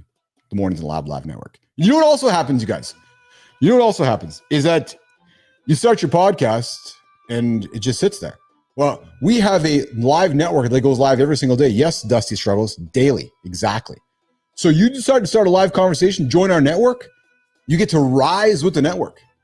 I'll put some truth on the table. I'll put some fucking motherfucking truth on the table. So if when Kindness Rising starts his show, when Matt Roof starts his show, and he starts it on his own, that's what he's doing. He's starting on his own. He's like, no, I like the Kool-Aid we're serving up here in the lab, so I want to join the network. So Matt joins the network, and what happens right out of the gates? His show gets a boost. True story, because it's on the network. So if you want to start your own live conversation, I'd invite you. Come do it with us right here. All right. Oh, hey, I see we got It's Now in the comments. Oh, let's see here. Oh, It's Now. I am not. Can I explain my job? It's out of my understanding. Gaming with Arush. My job is to help you get your butt out of bed and help you achieve your biggest, most audacious goals. That's my job. Yep. I don't get paid for it. That's my job. Yeah. True story. All right. We're talking tech. We're talking AI. We're talking here at Mornings in the Lab on Inside the Lab, the AI part of our show. I see you guys. We are on track to break yesterday's record of participants in today's show. Okay. Higgsfield. Hey, Holroyd, ears up on this one, brother. It's now. I'm not actually a coward. No, I'm not a coward, actually. It's now. I'm furthest from a coward. It's now. If you want to talk about being a coward, it's now. I'd invite you to call me, 431-300-3005. A live conversation. We can debate whether I'm a coward or not. I would think that many of the members in the community probably would stand up for me and say, they're actually, Uncle Keith's not a coward. Not a coward at all. So, but you can do it, though. 431-3. Call me, it's now. Yeah, true story. And Melissa dropped the link there. If you guys want to learn more about Genie 3, check it out, you guys. Check it out. That is the future. Okay, so we went from Perplexity to Notion. Just looking at my... Dude, you can't phone in Scotland? There's no phones in Scotland? Yes, you can phone in Scotland. Phone me, 431-300. Oh, unless your parents didn't turn on international dialing. That could have happened as well. All right, so we got... I was just looking at Genie 3. That's something I still have to spend some... Yes, and Adam, if you were a gamer like I was, you'll appreciate it. And that's what I think that people just are missing out on, right? Holroyd, is that people don't recognize how... Who's Keith? Me. That's me. How gaming and those worlds are going to merge together, man. So the Gen Xers is going to be... It's now, but at least you can keep texting, though. I'm not calling a coward. Okay, that's fine. That's fine. I can call you. It's now. Give me your number. I'll call you directly. Okay, so next was Higgsfield. Higgsfield has been a game changer for us with our thumbnails. If you guys have been spending any time on our channel, which I know you have been, I can see all of you guys, all 10,000 of you guys every single month hanging out with us. If you guys are spending any time on our channel, you're seeing the improvement in our thumbnails, except for Matt Roofs. Matt's like, what? Did he just... Yes. Nah, all kidding aside, guys. Have you guys checked out Roofy's thumbnails? They're coming together, man. Check it out. Check it out. Check it out. Higgsfield is awesome. True mother story. It's been a game changer for us, you guys. I think, if anything, I am going to maybe spend some time teaching you guys about Higgsfield. It has allowed me to create thumbnails in a snap. If you look at the images dropping the Mornings Lab community, it's all coming from Higgsfield. So what I did was I created a character of myself. I created a character of Johnny. Still waiting for Marty's pictures.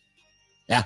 And what we did, we took 70 pictures of myself and I created a character of myself, and I can now insert myself into different images, different situations. Same thing with Roofy. So as you guys see our thumbnails, you are seeing Higgsfield at work. So I would invite you guys, if you got questions or comments, come join the Mornings in the Lab community. I will get after them for you guys, and I'm more than happy to help. More than happy to help. Higgsfield, game changer, game changer. All right, the other game changer, AI is so far. I know gaming, it is super far, man. The other game changer, which I am loving and leaning into more than ever, is Google Veo 3. Not 2 or 1, but 3. 3 is awesome. Why is it awesome? Because Google Veo 3 adds audio, video, and sound effects into one output. Right now, admittedly, it's expensive. It's not the cheapest solution on the market, but I will.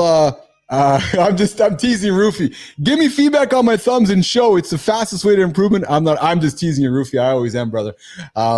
It's because if I can't tease somebody, because you guys know we tease with love here on the show. But Veo 3, I see Jimmy pulling it up on the screen here. Jimmy, you want to throw it up there for us, buddy? I can see you doing it, but I don't see it on the screen. Veo 3 brings your things to life. So again, let me share my workflow. I take an image that I create in Higgsfield, and then I can do one of two things. I can then move it to Veo and take that image and bring it to life and have the character talk, have the music, have the soundtrack, all within basically a prompt, right? Or you can go text to prompt on Veo, which is just your words and bring it to life. But guys, Veo is exceptional. How do you use Veo? You go to labs.google.com and you can sign up for a Veo account. It is not cheap though. True story, right? So there certainly is. Listen, AI can add up fast. Between Perplexity Max, between Higgsfield, between Veo, between ChatGPT, you easily can be into your AI tools for at least $1,000 a month if you're looking at some of the max plans that are available for you. And what I find is the Hanson Chief, a man of distinguished courage, ability of mind. I appreciate you. Global. What I find is incredible is that I'm now very much measuring human output compared to what AI output is, right? Here's a true story. Piper, my daughter's working for me, and she was doing a task for me. Perplexity launched Comet. The task she was doing on Friday became obsolete on Monday because Comet did it all by herself. So that just tells you how that works. Higgsfield, Adam, for Higgsfield, how many credits do you find you use? Wondering what plan I should buy. So Adam, I always start on the small plan, or if you want, we can do some stuff creatively behind the scenes. Send me some stuff and I can make some stuff and we can see how it all comes together. I'm happy to do that for you, brother. So when you're making a Google video Veo, when you're making a Veo video in Higgsfield, Adam, it's 80 credits. It can be expensive. When I make images, I think Roofy knows this too, actually, because Roofy's been paying attention to this. So Roofy, maybe you can offer some perspective on this. But in Higgsfield, images, I believe, are 8 credits. What I would do, Adam, is I'd start on the lowest plan and then work your way up as you need them, right? Because my Higgsfield's becoming a foundation tool for us. So I'm on their biggest one right now. I got a call coming in. Let's see who's calling us on the Mornings in the Lab hotline, and let's see if they're going to be respectful of our time here. Let's check it out, guys. Good morning. This is Mornings in the Lab. Who's this? N-I-E-E-E-R. Yeah. We got the idiot joining us again on the show here. I just love him. Not love, but it's funny how some people just need to do nothing but the best of their time, which is exactly Jimmy. So here's the emoji. Yeah, exactly. Some people have nothing better to do. Hey, Maurice, some people have nothing actually better to do in their lives, but I love it. This is why we have what we have. All right, so Veo, I've spent a lot of time talking about Veo. Veo is awesome, guys. I would invite you to check out Veo, and I will keep putting my results, my stuff behind the paywall here on Veo. Gemini. You know what's funny about Gemini, guys? So I use Google Gemini as well, but it's funny because Google, for me anyways, is a Gen Xer, and I wonder how you guys feel about this, Adam and Global and so forth. I'm wondering if Google is feeling a little bit like old school Microsoft, right? You got all these new tools that are emerging in the market, and Google is like the old dog, right? So it's interesting how that works. But Google Gemini is great, and you never want to let the old dog sit in the back of the room wondering what it's up to.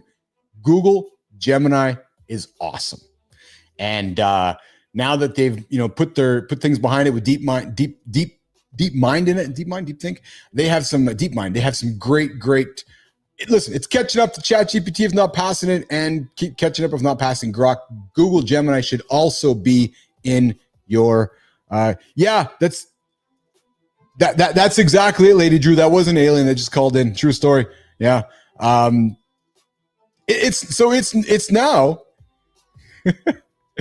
Jimmy, maybe we just want to get rid of it now. I don't know. So kindness rising. Yep. Higgsfield, build your character first. After the basic image, 2 credits. Oh, there you go. It's all about the prompt better. Yeah. Exactly. Okay, keeping on our journey about tools we're using. Manus. Okay. Who in the community here has heard about Manus? Holroyd, you heard about Manus? Global, you heard about Manus? Who's used Manus or heard about Manus? So Manus has so nobody knows for sure, but there's some rumblings out there. Manus was built on top of gaming. Our next live stream is tomorrow, 8 o'clock Eastern time, right here on the network. Manus was built apparently on Claude, on Anthropic. But Manus is awesome. Manus is like having a human agent at your side. Let me give you guys a real life example how I'm using it on the show. So you guys know for the morning loop, we need topics to talk about, right? And then you know that my goal with this show is to have topics of discussion, but also visual delivery to keep you guys entertained and informed along the way, right? So we use Manus. So Manus essentially takes my task. So here I have I'm going to share all of this with you guys. I just wasn't fully prepared to do today, but I'm going to share with you guys the prompt. I got a master prompt that every single morning it goes out and scours the internets, plural, to find topics for our discussion. It not only finds the topics, it turns it into script format for me, turns it into formatted format for me. It creates the B-roll for me. It creates the soundtrack for me. It creates everything you are seeing with one prompt. Yes, one prompt. What does that mean? I get stories for the show. I get scripts for the show. I get B-roll for the show. I get all the music you're hearing for the show in one prompt at one time. Yesterday, using a metaphor, there was a big process with that. I would go find stories. I pass it off to somebody. We would format it. There'd be a lot of steps along the way. One prompt, Manus does it all. Now, the agentic work is the same stuff that Perplexity is doing, the same stuff that ChatGPT operator is doing. Right now, I think Manus is one of the best agentics, AI agents on the planet that many people probably are still underestimating. I know that one of the reasons people underestimate it or don't pay attention to it because it's a Chinese product, but it's actually a Singaporean product.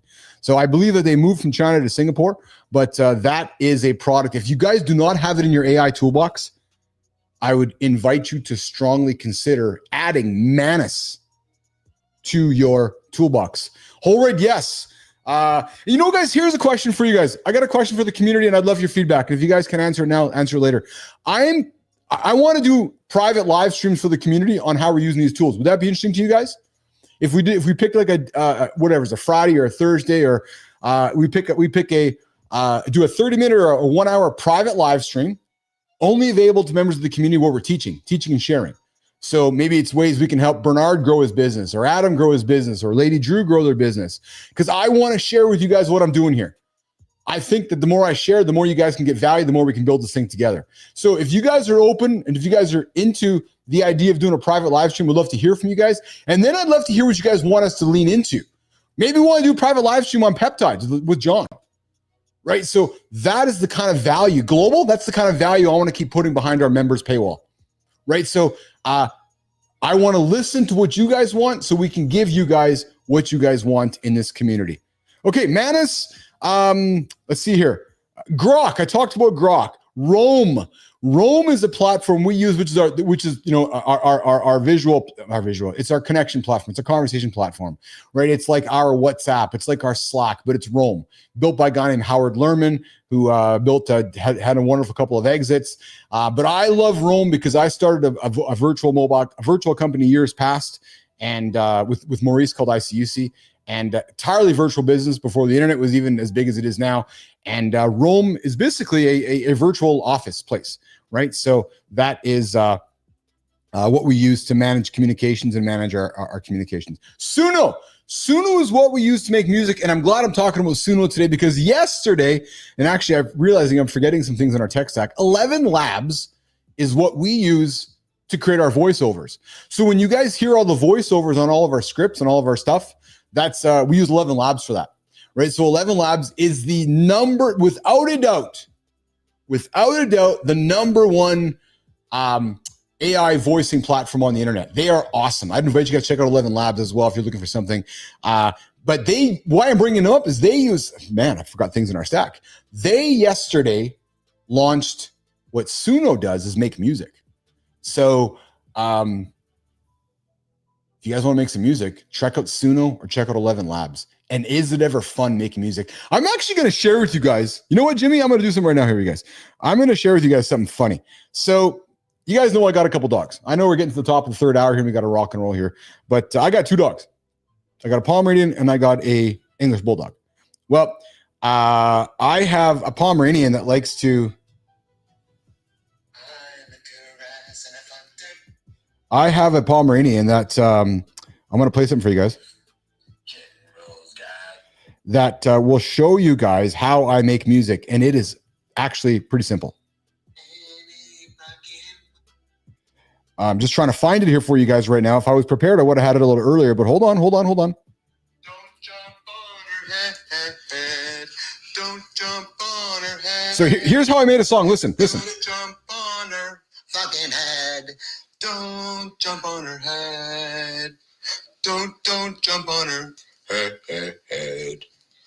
Okay, so what you're hearing, true story, is you're hearing me yelling at my dog for jumping on my other dog's head. And then out of that, I started singing it. This is actually happening between 4 o'clock, 5 o'clock in the afternoon. True story. True vulnerable behind the scenes. You go, what? You're going, I don't care about that, which is fine. You don't care about that. But then listen to what came out of that song, which was... Don't jump on her head. Don't jump on her head. Don't jump on her head. So guys, just start singing ridiculous words into a microphone and you make some music.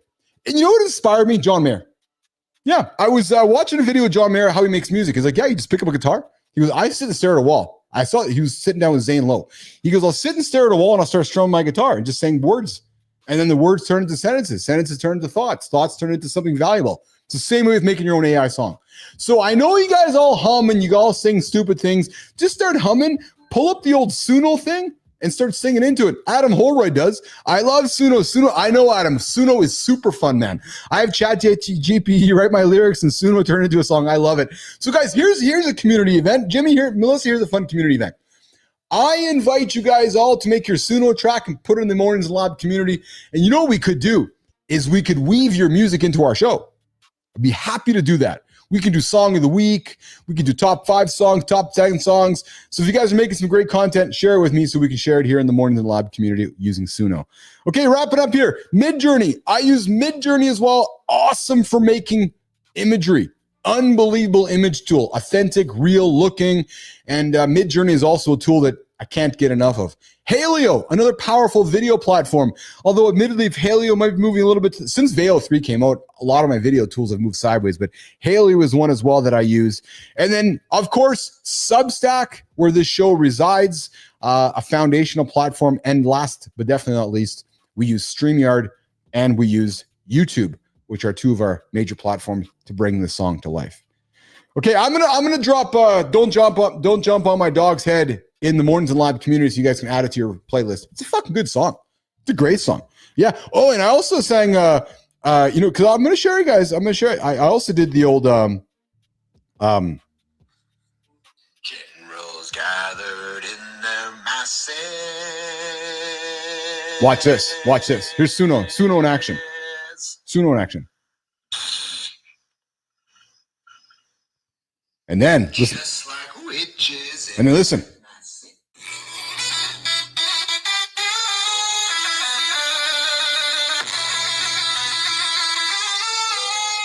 So don't tell me you can't have fun with Suno. Just start singing into the microphone and look what happens. It's magic. It's magic, baby. All right, so I want to see your Suno. I want to see your music. Wrapping up the third hour of Inside the AI Lab with Keith Bilous here on Mornings in the Lab, the Mornings in the Lab Network. Okay, guys, it's time to go. You know how I know? My bladder's telling me. Global Barking Dogs Jingle Bell Song 2025 will break the internet. Yes. Don't jump on her head.